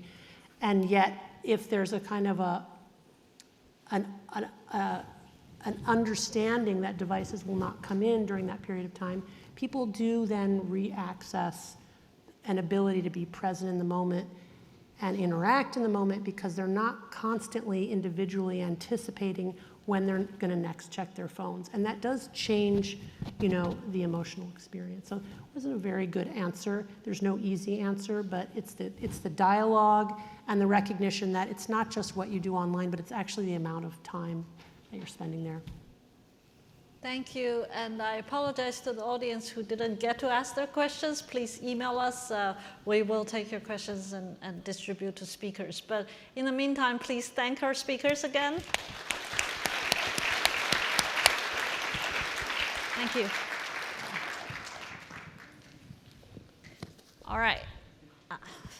As our previous panel speakers move down stage, let me welcome our next keynote speakers. I would like to welcome on stage Professor Kunle Olukotan. He's the Cadence Design Systems Professor in the School of Engineering and Professor of Electrical Engineering and Computer Science at Stanford University. Kunle is well known as a pioneer in multi-core processor design and the leader of the Stanford Hydra chip multiprocessor research project. Kunle founded Afra Web Systems to develop high-throughput, low-power multi-core processors for server systems. And it is the Afra multi-core processor called Niagara was acquired by Sun Microsystems. This Niagara-derived processors now power all Oracle Spark-based servers.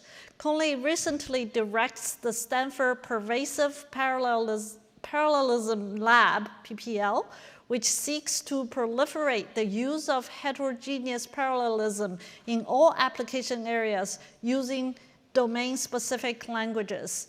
Earlier this morning, we already touched upon topics of AI and chip design, including privacy and other aspects of AI. And you're here for a treat for the next keynote speech. Kunle, welcome. Thank you.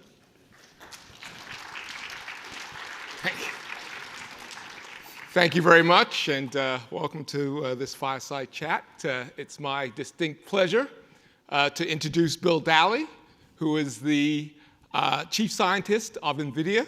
He's been in this role since 2009. Before that, he was a professor at Stanford for 12 years and was chair of the CS department at one point. And before that, we lured him away from MIT, where he did lots of important research. He's most well known for the work he's done on supercomputer networks. He's developed key architecture and circuit ideas that power most of the current large-scale parallel computers. For this work, he's received a number of awards. He's a member of the National Academy of Engineering. He's a fellow of the American Academy of Arts and Sciences. He's a fellow of both the IEEE and the ACM. And he has the highest award given to computer architects, the Eckert-Mokley Award. So please help me welcome Bill Dally to the stage. Thanks, Kunle. So to start our fireside chat, I'm going to give you a brief presentation on what gets me excited these days, which is making hardware for deep learning. All of the great things that you've heard about that fire AI are really made possible by the hardware we make. And I think this is a slide that was really similar to one that Ilya had earlier, where he talked about sort of the 3 ingredients in his recipe for AI. I like to think of it as somebody who used to build race cars, as you need fuel, air, and spark to make something go. And the fuel and air were around for a while. That was the algorithms that all of this AI is powered on. Deep networks, convolutional neural networks, training them with backpropagation, stochastic gradient descent. The papers on those are all 1980s or earlier. They've been around for decades. The next, think of that as the air. It's been around for a long time. And then the fuel was introduced, and the fuel is large data sets. We had large labeled data sets, things like the Pascal data set, easily in the mid-2000s, say 2005. The missing ingredient, the spark that ignited that fuel-air mixture and really set off our current revolution in AI, was hardware fast enough to train a large model on a large amount of data in a reasonable amount of time. And reasonable for a lot of people was sort of order of 2 weeks. And so that happened for computer vision when Alex Krasinski trained AlexNet, sort of illustrated on the bottom here, using a couple Fermi-based GPUs. Since that point in time, progress in deep learning is gated by hardware. People would like to run even bigger models, train them on even larger data sets, but they're limited by what they can do in a reasonable amount of time, where reasonable now is, say, 3 or 4 months on 4,000 or 8,000 GPUs. And so we feel huge pressure to keep making the hardware that keeps this deep learning revolution getting faster every generation, because we feel like a lot of the progress in AI may stagnate if we don't. So let me start by giving a little bit of history. NVIDIA really started to get excited about AI around 2010, and actually the proximate cause was a meeting I had over a breakfast with Angjoo, my Stanford colleague, at Hobie's, where we talked about his finding cats on the internet using 16,000 GPUs as part of the Google Brain project. And as a result of this meeting, I got somebody in NVIDIA research, Brian Kanazawa, to work with Andrew to replicate that experiment on 48 GPUs. In some sense, democratized AI, so you didn't need 16,000 GPUs to find your cats. You could do it with a handful of GPUs and pretty soon just a few GPUs. And back then, we were working with things like the original GPU up here, Kepler, which really only had, it was not designed to do deep learning. It was designed for graphics and for high-performance computing. So the data type it had that was most suitable for deep learning was floating point 32. A couple years later, Google published their paper about their TPU, and they claimed all of their advantages were due to specialization. It turns out with multiplies, the cost of a multiply goes quadratically with the number of bits. So doing a 32-bit multiply is not 4 times more expensive than doing an 8-bit multiply. It's 16 times more expensive. And that difference accounts almost entirely for the difference between the TPU-1, which was int8, and the Kepler GPUs. And a lot of the evolution you'll see here over time has to do with getting data types more appropriate for deep learning. So once we actually knew we wanted to start using GPUs for deep learning, which was around 2010, 2011, it was too late for Kepler. It was already kind of cast in stone. We started doing 2 things. We started making the data type smaller, and we started amortizing the overhead of the instruction. So the next data point on here, if my mouse works, I guess I have to get it down there. Yeah, I'm not going to worry about the mouse. The next one is our Pascal GPU. And Pascal introduced FP16 because we found we could train most networks with FP16. And we introduced a dot product instruction. So we can, instead of having the overhead of an instruction issue just 1 multiply and add, now it's issuing 4 multiplies and 4 adds. We get to amortize it over more arithmetic operations. We made even more progress with Volta, where we introduced what the marketing people called tensor cores, what I think of as instructions. They're half-precision matrix multiply accumulate instruction that now amortizes that cost of instruction overhead over 128 arithmetic operations, making it essentially negligible. It turns out more than 80% of the energy at that point is actually going into doing the math, not into fetching the instruction, decoding the instruction, fetching the operands, or storing the operands. All of that overhead is now less than 20% of the operation. With Turing, it's the one that's down on the side, but where it says int8 IMMA, we introduced integer multiply, matrix multiply accumulate. This is now doing 1,024 operations with a single instruction, making the overhead even smaller. We now have the data type really matched for doing inference well. The next step going up to Ampere, just a couple of years ago, is we introduced sparsity. So my former PhD student Song Han and I kind of rediscovered sparsity. It, like many things, had been around since the 80s as well, and published a paper about it at NeurIPS in 2015. But it wasn't really until we came up with the structured sparsity of Ampere that we came up with a way of harnessing it in a way that really gave dividends. There are lots of things you can do to do fewer operations with the sparsity, but you introduce a regularity that winds up eating all the energy you would have spent on those operations anyway. With the structured sparsity on Ampere, we get a legitimate gain from the sparsity. And then finally, we just announced Hopper, shown at the top here, and it introduces an FP8 data type and some optimizations for transformers. if you look at this progression, what you see it over a 10-year period from 2012 to 2022, we've improved the performance on inference by 1,000x. And this is during a period where historical Moore's law, what you get out of process technology, gave us maybe 2x. 2x of that 1,000 was due to process technology. The other 500 came from being clever. So one example of that cleverness is the structured sparsity. This sort of shows how it works. You start with training your network, and you get a set of weights, shown by the dense matrix there. We basically take the weights that are small and force them to be entirely zero, and then we retrain the network. We fine-tune it so the other weights can adapt to pick up the load from the ones that we've zeroed out. We then compress it by just basically throwing away the zero values and adding a little index vector that says which ones the non-zeros are. We use that index vector to fetch just the activations that correspond to those non-zero weights.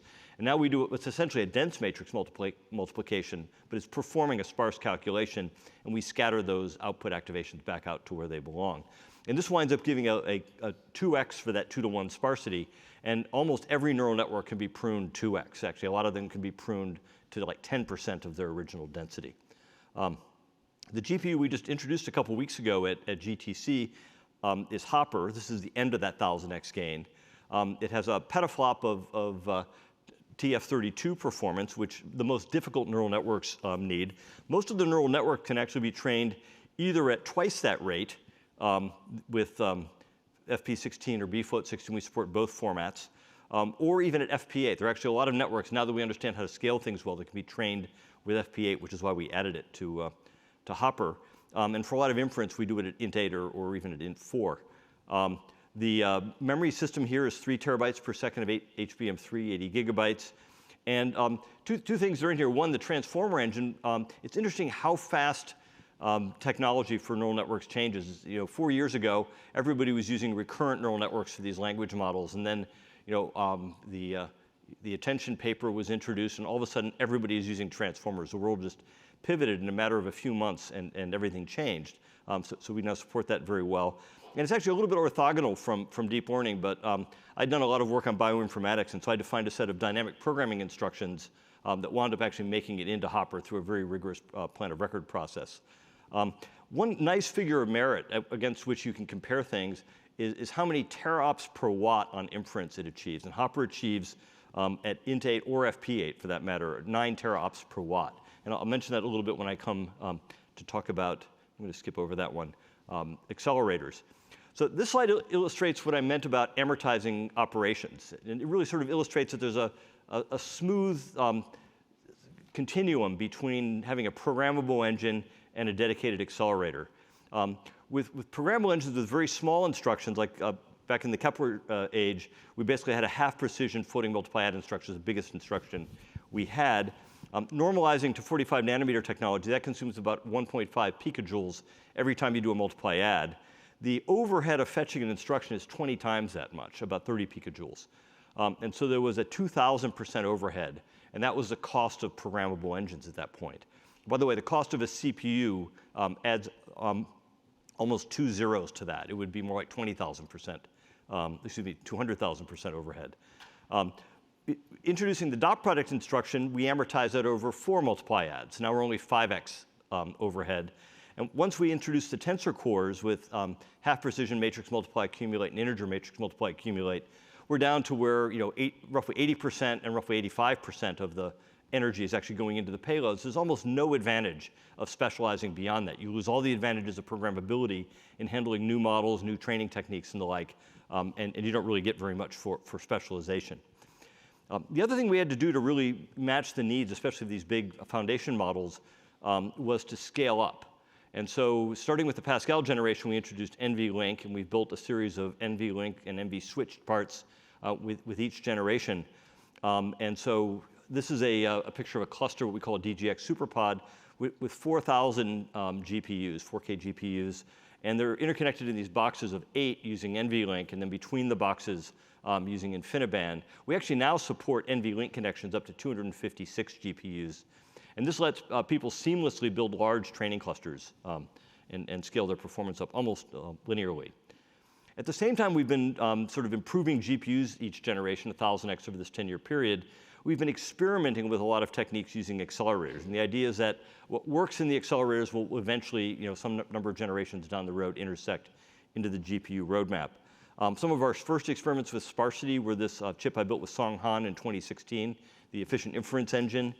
Joel Emmer of NVIDIA and Vivian Zee at MIT built Iris at MIT in 2016, which introduced a lot of really neat work on how to optimize what are called data flows, the movement of data around the chip, to minimize the energy of delivering weights and activations to function units. We made another shot at sparsity in 2017 with SCNN for sparse convolutional neural networks. We built a chip in 2018 we called Simba. It actually got a number of best paper awards, and it introduced a lot of neat concepts, including building a multi-chip module with 36 of these little accelerator chips, each of which had 16 little accelerators on it in an organization somewhat reminiscent of Iris, and very efficient signaling on that organic substrate between them. Building a lot of these accelerators, we decided it was too hard to do by hand, so we actually built a tool that explores the design space of accelerators we called Magnet. This was described at ICCAD in 2019. And what it does is it searches the space of, how wide should your vector units be? How many vector lanes should you have for a processing element? How big should each level of the cache be? And how many levels should there be? Which tiling, what data flow should you employ to break up that 7-nested loop of the convolutions in a typical neural network, or for some of the transformer networks, it's breaking up a different set of loops. And in doing this, we wound up discovering a bunch of things. One is that we actually needed to introduce additional levels of hierarchy. So we introduced these weight collectors and accumulator collectors that are shown on the far right. And in doing all of this, we actually have a paper that was just accepted to the VLSI Circuits Conference. It'll appear this July, where on BERT, we now achieve, with no loss of accuracy compared to FP32, we achieve 120 teraops per watt. And so that, for us, is our new baseline that we compare things against for what to do. And one of the things we did to do that is, I talked about that whole progression of encodings, from FP32 going to FP16, eventually to Int8 and FP8. What we've discovered more recently is it's not sufficient to encode each activation, each weight individually. We need to optimize the encoding of groups of them. And we were already doing this. We started out with the original scaling work we did, computing scale factors per layer of a neural network for both the forward and the back propagation passes. What we then did is we realized we wanted to do it not just per layer, but often per channel in each layer. And as we started dicing it further, we got better results. We kept dicing it. And we had a paper at ML-SIS last year where we described VS Quant, where we basically rescale every vector of 32 weights and every vector of 32 activations. And this lets us take, for example, encoding things with 4-bit symbols. We can take the 16 data points of those 4-bit symbols and scale them to exactly match the distribution of that vector, and not have to deal with matching a distribution of a much larger data set, which is harder to do. So where are we going in the future? Some of these directions can be derived by looking at where we spend the power today. If you look at this pie chart, a lot of it, the math is that big blue part. It's roughly half, and it took a long time to get it to be half.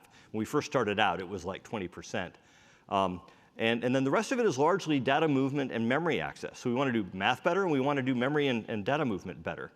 And one approach to doing math better is to go back to how some of us started doing math when we first went to college, and calculators were super expensive, so nobody had them. And you use slide rules. And slide rules are a way of doing math using logarithms. The numbers on a slide rule are on a logarithmic scale. And so by putting your 1 against a number you want to multiply by and going to the other multiplicand, you can read down and get the product. But you're essentially adding the two logarithms to get a product. And so the log number system is really great in a lot of respects. One really nice thing about it is it has constant proportional error. So integers have constant absolute error. And the problem with that is when you're representing very small integers, the proportional error is large, right? So if I'm trying to represent 1.5 with an integer, my error is 0.5. It's 33% of my number. If I'm trying to represent 1.5 using logs, however many bits I've chosen for log, I get a constant proportionality. For these 4-bit logs, it winds up being, I think 9% max error across here. And if you use 8-bit logs, it's better. And what you see is for small numbers, the error is small because you take small jumps. And for big numbers, the error is large. And this Large error with small numbers of integers is particularly painful for neural networks, because if you look at the weight distribution of a typical error, layer, it looks like this, where most of the numbers are actually pretty small, and so most of your errors are pretty large. With logs, you wind up with small errors for those small numbers, which works a lot better. Now, as everybody knows, adding things with logs is really cheap. Multiplying them gets really expensive. We came up with a really clever way to do that cheap as well, but I don't have time to talk about that since that timer is counting down rapidly. We actually experiment with a lot of techniques to move bits around less expensively. If I were to assign students in a classroom the task of moving bits around as expensively as possible, I think they'd probably come up with what most of us do, which is you represent 1 with the power supply and 0 with ground, and you swing full swing between the power supply and ground to send these bits around.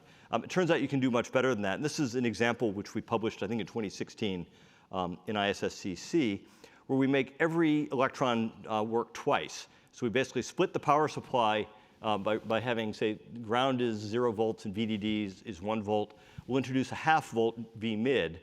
And every electron goes and it helps move 1 bit on the upper floor here, then it helps move another bit on the lower floor. And by toggling back and forth between the two, we make sure the current draw of the two is identical. And that way, we actually don't need a regulator for V mid. It will regulate itself and automatically seek the midpoint. Now, there have been a lot of papers in various conferences, in ISSCC and VLSI circuits and the like, about analog and optical means of doing neural networks. And so we spent a while looking into this. And I think some of the most interesting research projects are the ones that come up with negative results, because you learn the most from them. And this was a negative result. What we found is that you could make the actual multiply in analog be extremely inexpensive. If you can put your weights into something that looks like a resistor, and you put your activation into something that looks like a voltage, you'll generate a current, which is the product of that, or the conductance and voltage. The problem is that ultimately you have to convert because you can neither store nor really reliably move data in the analog domain.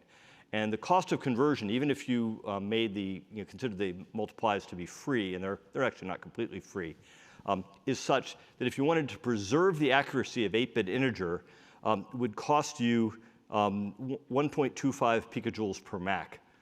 So remember, Hopper is 9. Our latest accelerator work is 120. The best you can get if you want to really preserve the accuracy is about 1. If you're willing to give up some accuracy by taking your analog to digital converter and actually throwing away the highest values and throwing away the lowest values, sort of clipping at both ends, you could probably move 2 lines over on here and get down to about a half or maybe even a third of picojoule per bit. But you're never picojoule per Mach. So you're now getting to maybe 3 teraops per watt. But you're never going to get to the 9 or nowhere even close to the 120. So we actually cut off that entire line of research we were doing. So before I run out of time here, I do want to comment on software. Because at some point in time, if you take your glasses off and squint a little bit and everything becomes very fuzzy, what you realize is that all of these different systems for doing neural networks are basically matrix multipliers with stuff wrapped around them. And if you do the right things, you can do a pretty good matrix multiplier. And hopefully you wrap the right stuff around it. But ultimately, it has to actually solve a problem for somebody. So we actually have more people at NVIDIA working on the software to feed these than we have designing the hardware. And it starts out at the bottom level with a bunch of system software, our entire CUDA programming system, a whole bunch of libraries that sit on top of that. And then there are libraries for deep networks, cuDNN, and for doing inference optimally with them, TensorRT, for serving inference models, the Triton Inference Server, for training models. And then we actually build whole vertical stacks. We build vertical stacks for speech. We build vertical stacks for doing video coding. We have really neat AI-based video coding that sort of exceeds all of the traditional H.265 and things like that approach to video coding. We have vertical stacks for autonomous vehicles, for robotics, and many other application areas. Because ultimately what matters to a customer is what is the amount of effort they take to take your matrix multiplier and get their application working on it. So we try to make that as painless as possible. So let me wrap up here. So GPU inference performance has been doubling every year, and this is due to a number of innovations. So better number representation, starting with FP32 and moving down to FP8, amortizing the overhead of instructions over more operations, Sparsity, one thing I didn't talk about a little bit is plumbing. When you get to the point where you're doing 4 petaops on a chip, it's really important that you can provide the operands to those 4 petaops of arithmetic units with enough bandwidth to keep them all fed, or they're going to go idle. We've done a whole bunch of accelerators, most of which I sort of classify in the same realm as the analog stuff. They were failures from which we learned a lot and helped us ultimately move in the right direction. But we experimented a lot with sparsity, with tiling, and with number representations in these accelerators. And I think the way we keep doubling, because we feel a real need to continue doubling every year, is by doing even better with number systems, log numbers, encoding vectors of numbers, not just a single number, optimally clipping numbers to their range, exploiting sparsity even more than what we've done already with the 2-to-1 structured sparsity, circuit optimizations in both memory and communications, and there's probably another factor of 2 in process to be had. And so with that, I guess I will let Kunli grill me, and after that's done, I get to fly home to Lake Tahoe.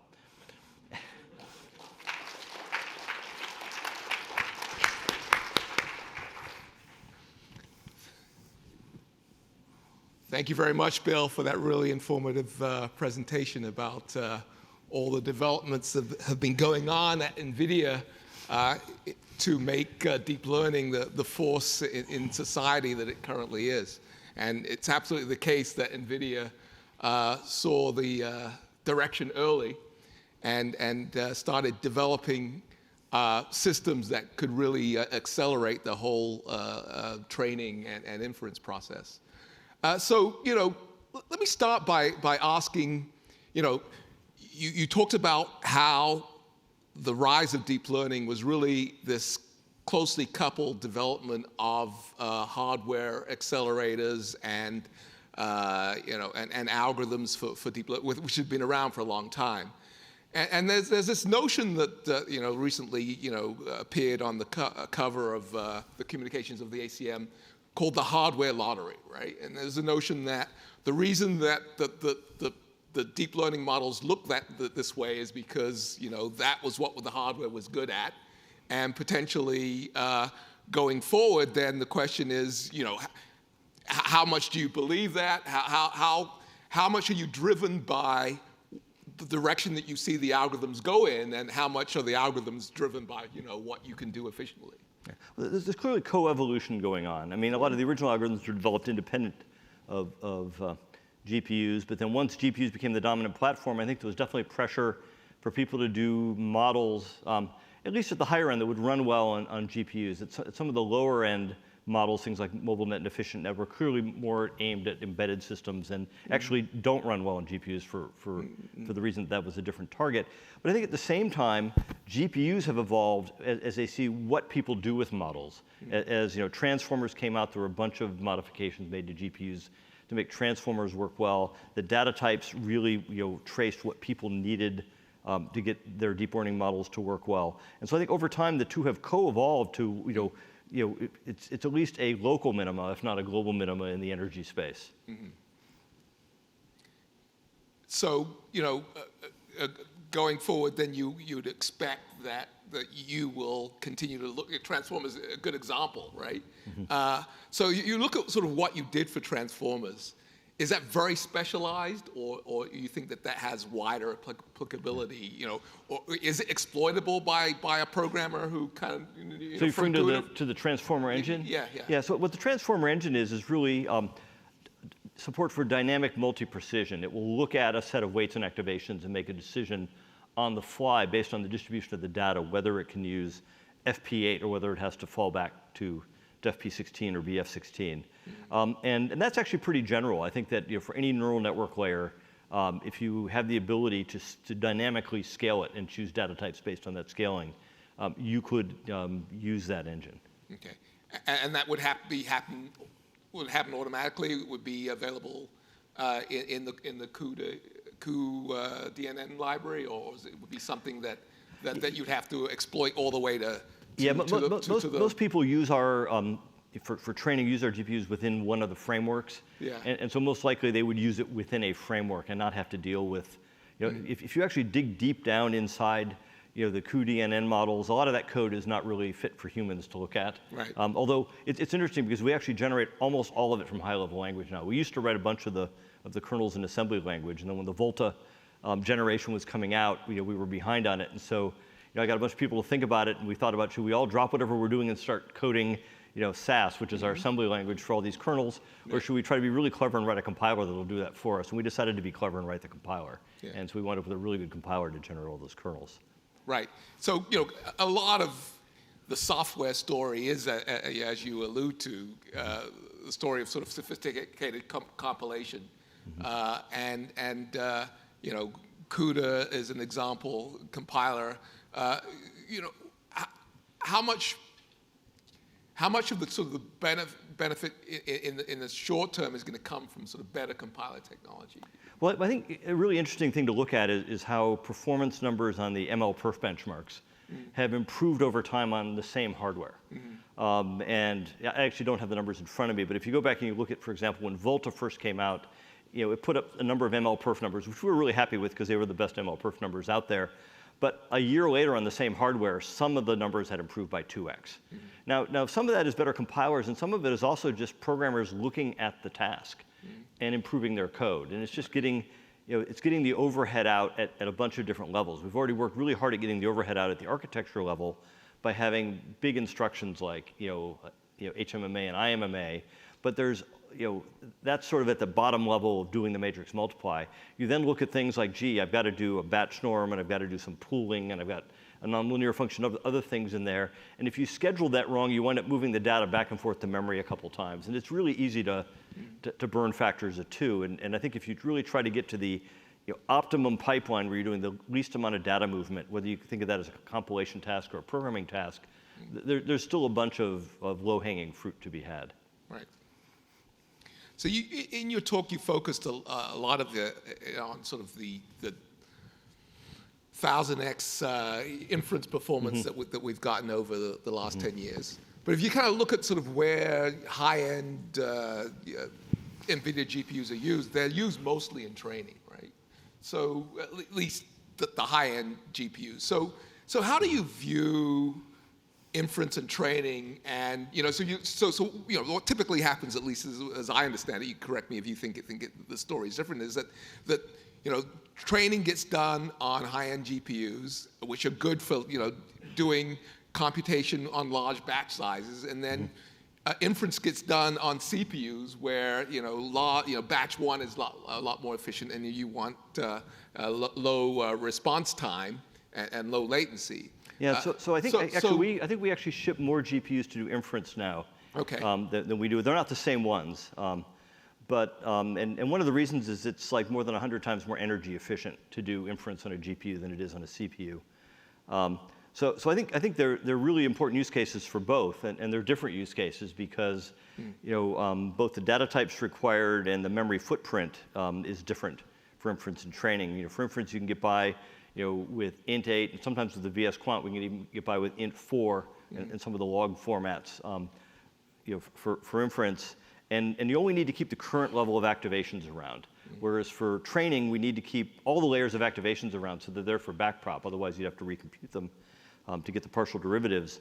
And we typically need higher precision. We need at least FP8. We can actually train a lot of models now with good scaling with FP8, and sometimes we'll need FP16 or BF16, and a few really difficult models we need TF32 for.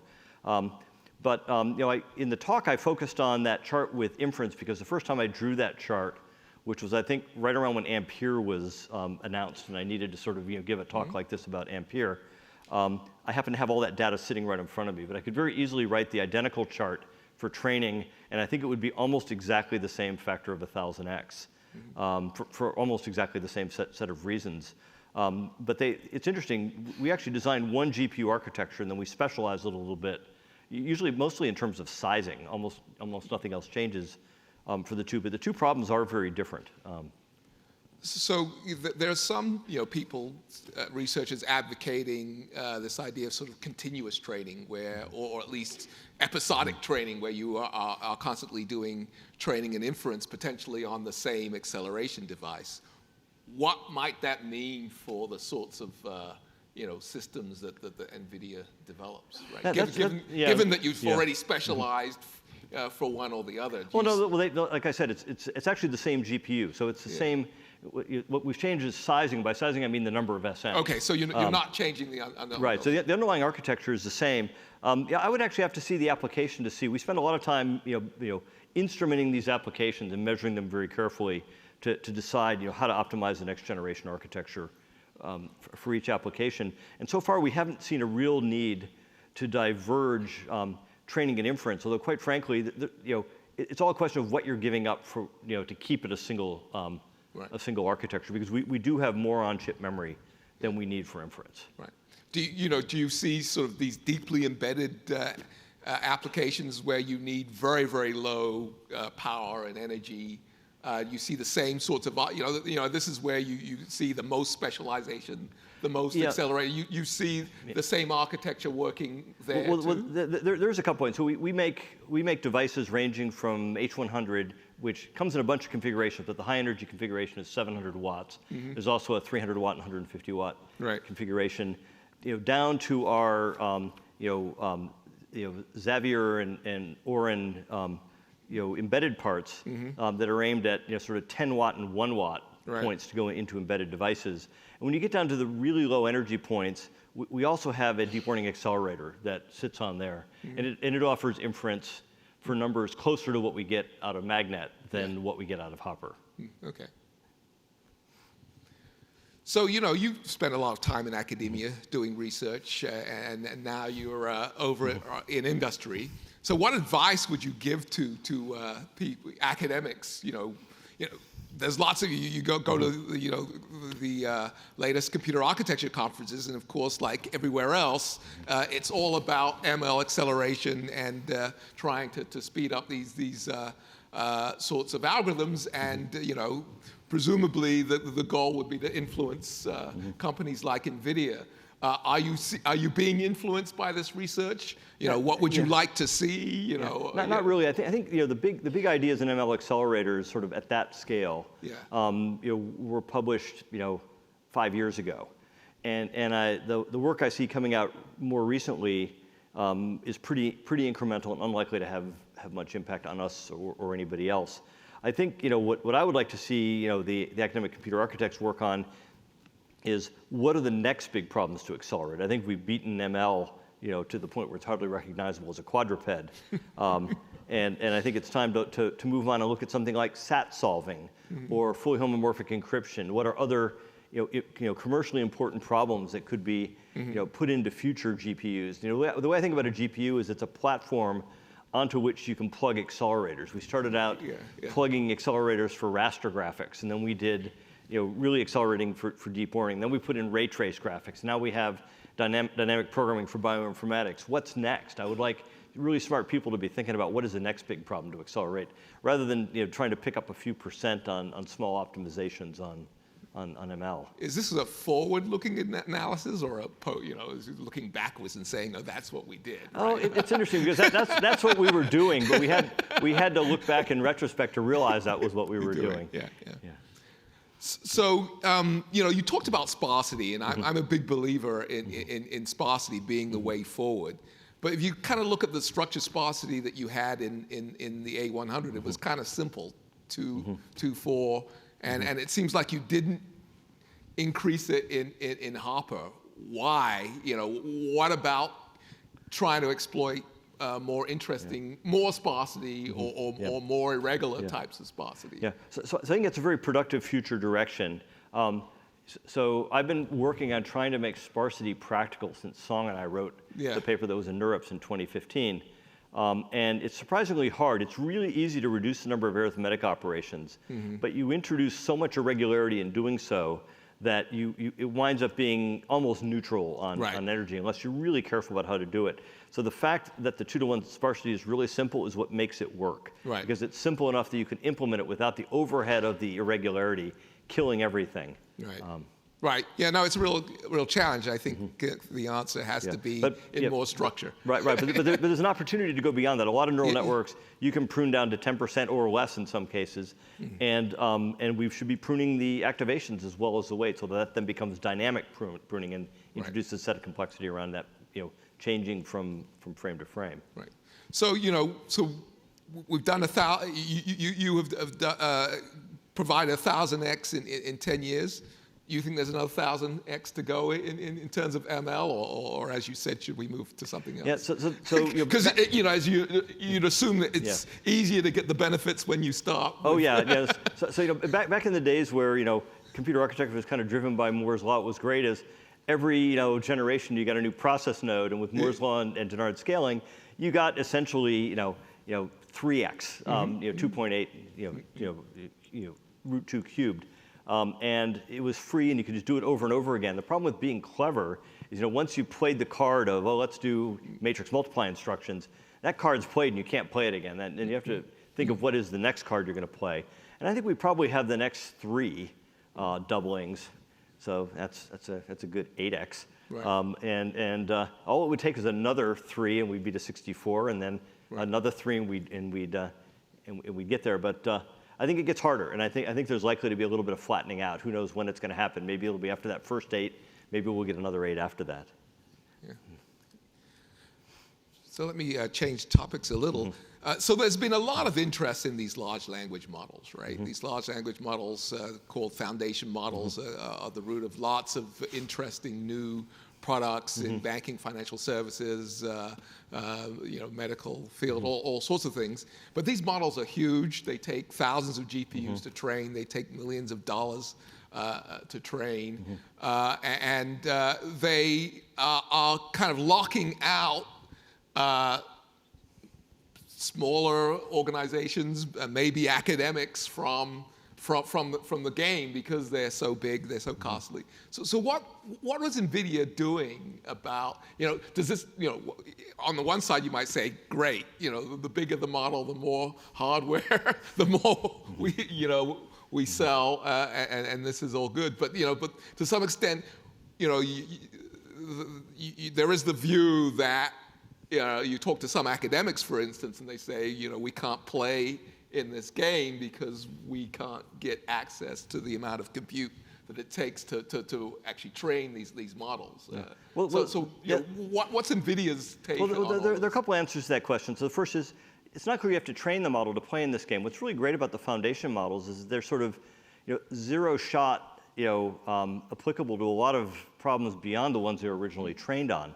And so with the models that are made public, almost anybody can take one of these models and do interesting work using the model. That's not the same as training a new model, but I think there's a lot of work to be done, using the model, applying it to a lot of different things. In terms of costs, I mean, we trained the joint project with another company. We trained Megatron, Turing, and LG, and I think it was 2,000 GPUs for 8 weeks. And so if you sort of calculate up, a number of GPU weeks, it was probably a few $1 million of GPU time to train that. And so, for a small organization, if you have something where training a new model would generate a lot of value, I think that's the kind of money that can be raised. I mean, as long as what you're going to get out of it is worth more than that. I think the bigger burden for a lot of people is getting the very large data sets, even though many of them are public, whether they train them on Wikipedia or Reddit or whatever public data set, accumulating that data and feeding it is actually almost more of a chore than doing the GPU training on the large model. And then if you look at many academic endeavors, particularly in experimental physics, a lot of them are way more expensive than training a foundation model. One could argue that experimental physics isn't something that every corporation or every right. But I mean, but it's a legitimate academic discipline, and what has evolved is a research support for the community of a certain level, and then the scientists basically sharing a few very expensive experimental facilities to carry out the experiments. And you could see something like that evolving for AI as well, where you'd have a few big experimental facilities that academics could submit the equivalent of an observing proposal for a telescope to make use of some of the time. I also see a real future with a partnership between academics and industry. As part of my role at NVIDIA, I wear two hats. One is the chief scientist hat, the other is I'm senior vice president of research, and I run NVIDIA Research. And I have 12 people in NVIDIA Research who are tenured faculty at a university and simultaneously a member of NVIDIA Research. And it's a win-win for the university and for NVIDIA. And one of the ways it's a win is they get access to some very large supercomputers to run their experiments on. We see it as a win because they plug us into their whole academic institution beyond their own little sphere of research. We wind up finding, what Dieter, who is here, is 50% University of Washington, 50% NVIDIA, and we wind up getting a channel into UW through Dieter that's just extremely valuable to find out what everybody there is up to. Great. So at this point, I'd like to open up the questions to the audience, and so please come to the mic, state your name, and give us your question. Hello? Oh, sorry, the guy in the back first. Yeah, thank you. Great talk. So I have a PhD in electrical engineering from Stanford, so was the highlight of the day. So my question for Bill is, among the extended opportunities for GPU, and feel free not to answer the question, do you see hashing, given all the frenzy about crypto, like hashing today requires specialized ASICs to do it well? Do you see NVIDIA, or if you are going to do it, Yeah, so it's interesting. So, for Bitcoin, you really need a specialized ASIC to do Bitcoin mining. For a long time, NVIDIA GPUs were the device of choice for Ethereum mining, and it caused us huge headaches because demand for GPUs would fluctuate with the price of Ethereum. And so the solution that we came up with was we basically put hash limiters in all of our current GPUs, and then we sell one SKU without the hash limiters, but also without a video port. And that way we can ensure stable pricing of GPUs for the people who want to use them for AI and gaming and scientific computing. And then the other set, we decide how much of our production is going to go to that, and its prices will fluctuate wildly, with the price of Ethereum. We've talked many times about whether we should, we certainly have the ASIC expertise. We could have turned out a Bitcoin chip. I personally, as an environmentalist, see throwing a lot of carbon into the atmosphere for no intrinsic benefit for mankind is a bad thing to do. Fortunately, the business people came to a similar conclusion for different reasons. Thank you. Yes, please. My name is Aditya Mohan. I'm the founder of Robotics Machines. We are building on-edge AGI, artificial general intelligence, specifically to power machines that feel. I also have been in the semiconductor industry for a while, worked at Intel in 2016, came up with the term silicon is eating the software, which is very well the case right now in 2022. My question is not focused on big semiconductor company like NVIDIA or Intel, but on the startup scene.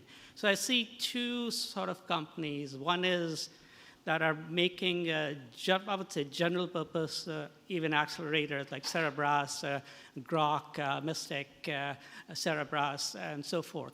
And then the other is more application-specific silicon, and that's Tesla is a great example. Amazon, although it's not a startup, but they have their own silicon.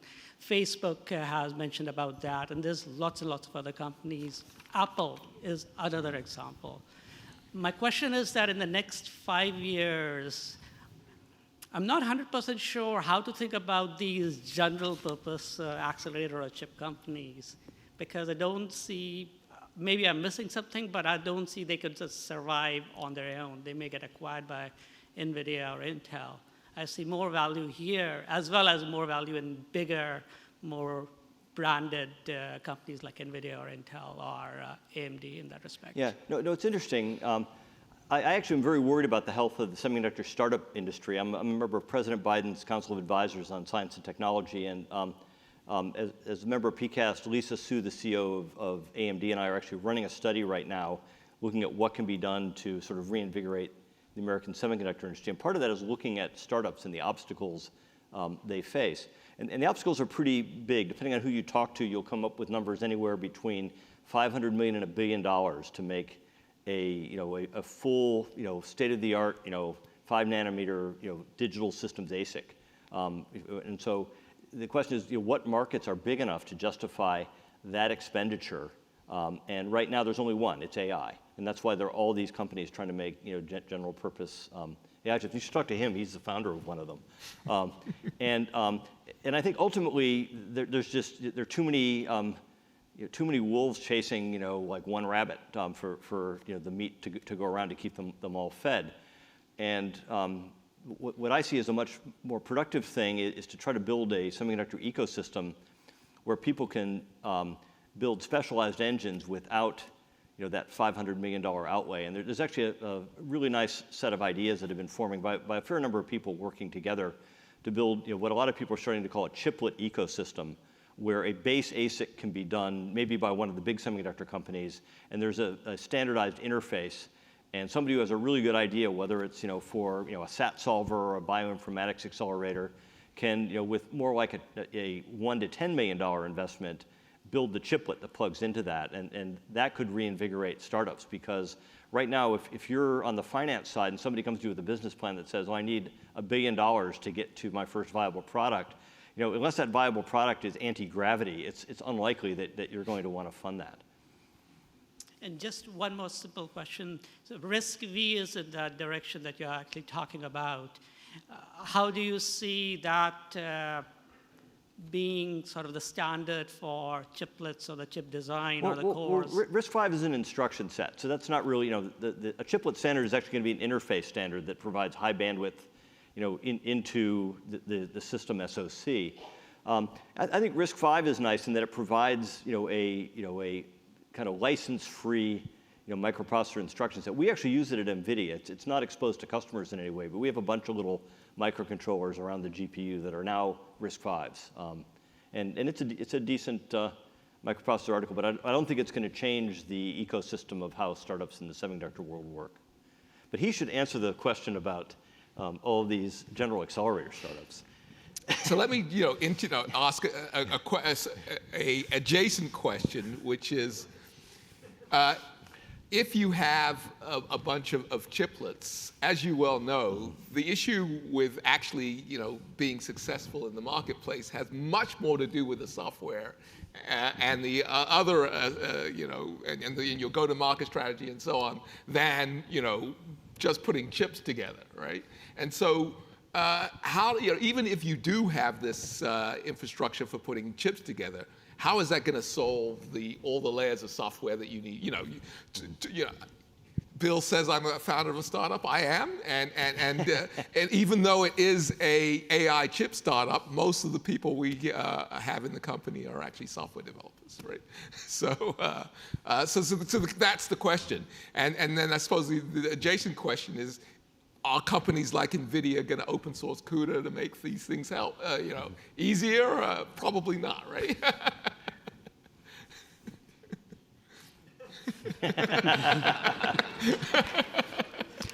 Thanks, Bill, and I'm happy to help. I belong to the startup world. We are also working on semiconductors, so if there's anything I could help, please, I will reach out.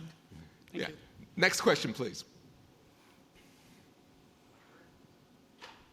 Is it my turn? Yes, please. Oh, okay, sorry. My question is about the topic of sparsity that you're employing in designing the new chips. Yeah. And excuse me if this is a trivial question. I'm not a hardware person, but what are the potential problems that could arise? My understanding is that the programmer does not have access to that, and that's done under the hood. And for example, for debugging purposes, what can go wrong there, like during training, for example, and how can you actually address that as the programmer? Yeah, so the way most people train with sparsity is you actually train dense and get a dense model, and then you sparsify it by, and there's a couple different approaches.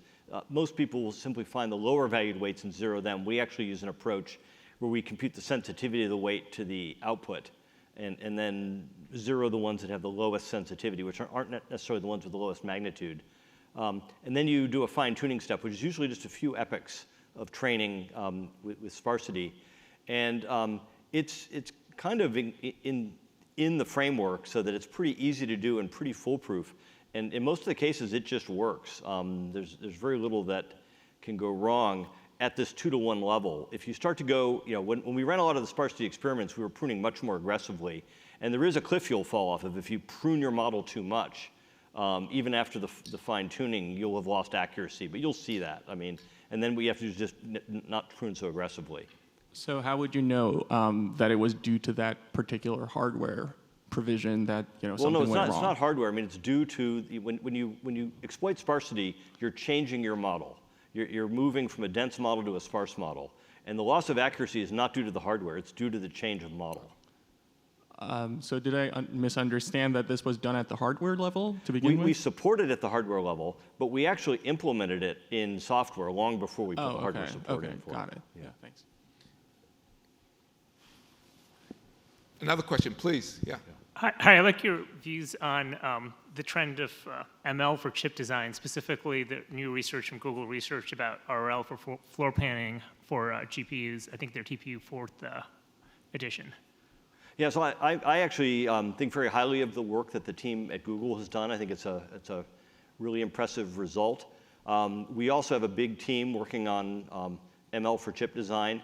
And ours falls really into sort of two categories. One is similar to the Google work, it's applying RL to actually do design. And probably the best result we have that was reported at the Design Automation Conference back in December is using RL to optimize parallel prefix circuits, basically carry chains in adders. And we've been able to come up with adder architectures that are better than any human has done by having, basically viewing it as a video game. Where do you put the intermediate, carry look-aheads in a 64-bit carry chain? And it comes up with some bizarre designs, but it turns out they're on the Pareto-optimal frontier.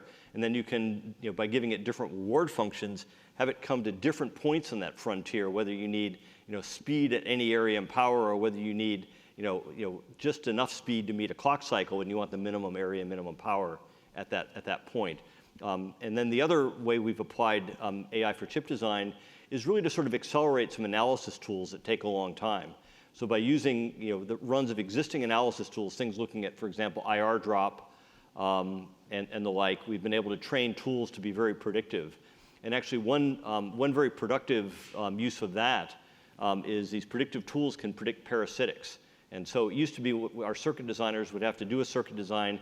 We'd give it to a layout engineer. They would do the layout. We'd extract the parasitics. A couple days later, the circuit designer gets back and finds out their circuit doesn't work because the parasitics are worse than they thought. Now that cycle can be closed almost instantly, and it makes our circuit designers way more productive. Great. So quick follow-up. Similar to AVs, do you see more and more of the human design being automated for chip design? Or do you think there's a limit to what can be done? I think what we'd really like to do is basically make the humans more powerful by coupling them with AI to do the chip design. A lot of what we're doing right now just sort of either automates it entirely or moves it up a level. Another example is we now have a tool which, when we get a new set of design rules from a new process, like when we move to TSMC4, we basically used to have a team of about 10 people who would take a year to move our standard cell library, which has it's like 2,500 cells in it, into the new process. It now takes an automated tool a few days to do it, using RL to do that standard cell layout. Okay. Well, I think our time has come to an end here. So thank you a lot for attending, and thank you to Bill for providing all the insights. And we'll turn it over to... Thank you. Thank you. Well, thank you so much, Bill and Kunle. I certainly don't know any better people to tell you all about the bowels and guts of what goes on behind the processes that support the amazing developments that have been taking place in AI. So on behalf of everyone at HAI, you've mainly been seeing me and fei-fei on stage, but there's been an enormous team helping out behind the scenes possible. We want to thank all the speakers that contributed to this day, and we want to thank all of you, whether you're audience in the room here today or people who are watching it online, for contributing to making this event successful. And we hope that there's been a good sharing of views and a lively discussion, and that will inform your thinking beyond this event. Yeah, thank you again. And as always, I want to conclude this one-day conference with the words to students in the audience and students online. HAI is here for you to see possibilities. I hope today that you've seen the possibility of imaginative technology and creativity. You've seen the possibility of human-centered applications and use cases with this technology.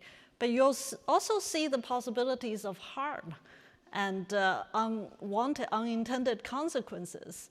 And this is why we're here. This is why we have established HAI 3 years ago. We invite you to this journey to work on technologies and interdisciplinary research and education programs to really better humanity with a human-centered mission. And I love what Kavita said to the audience today. We're here to keep us honest.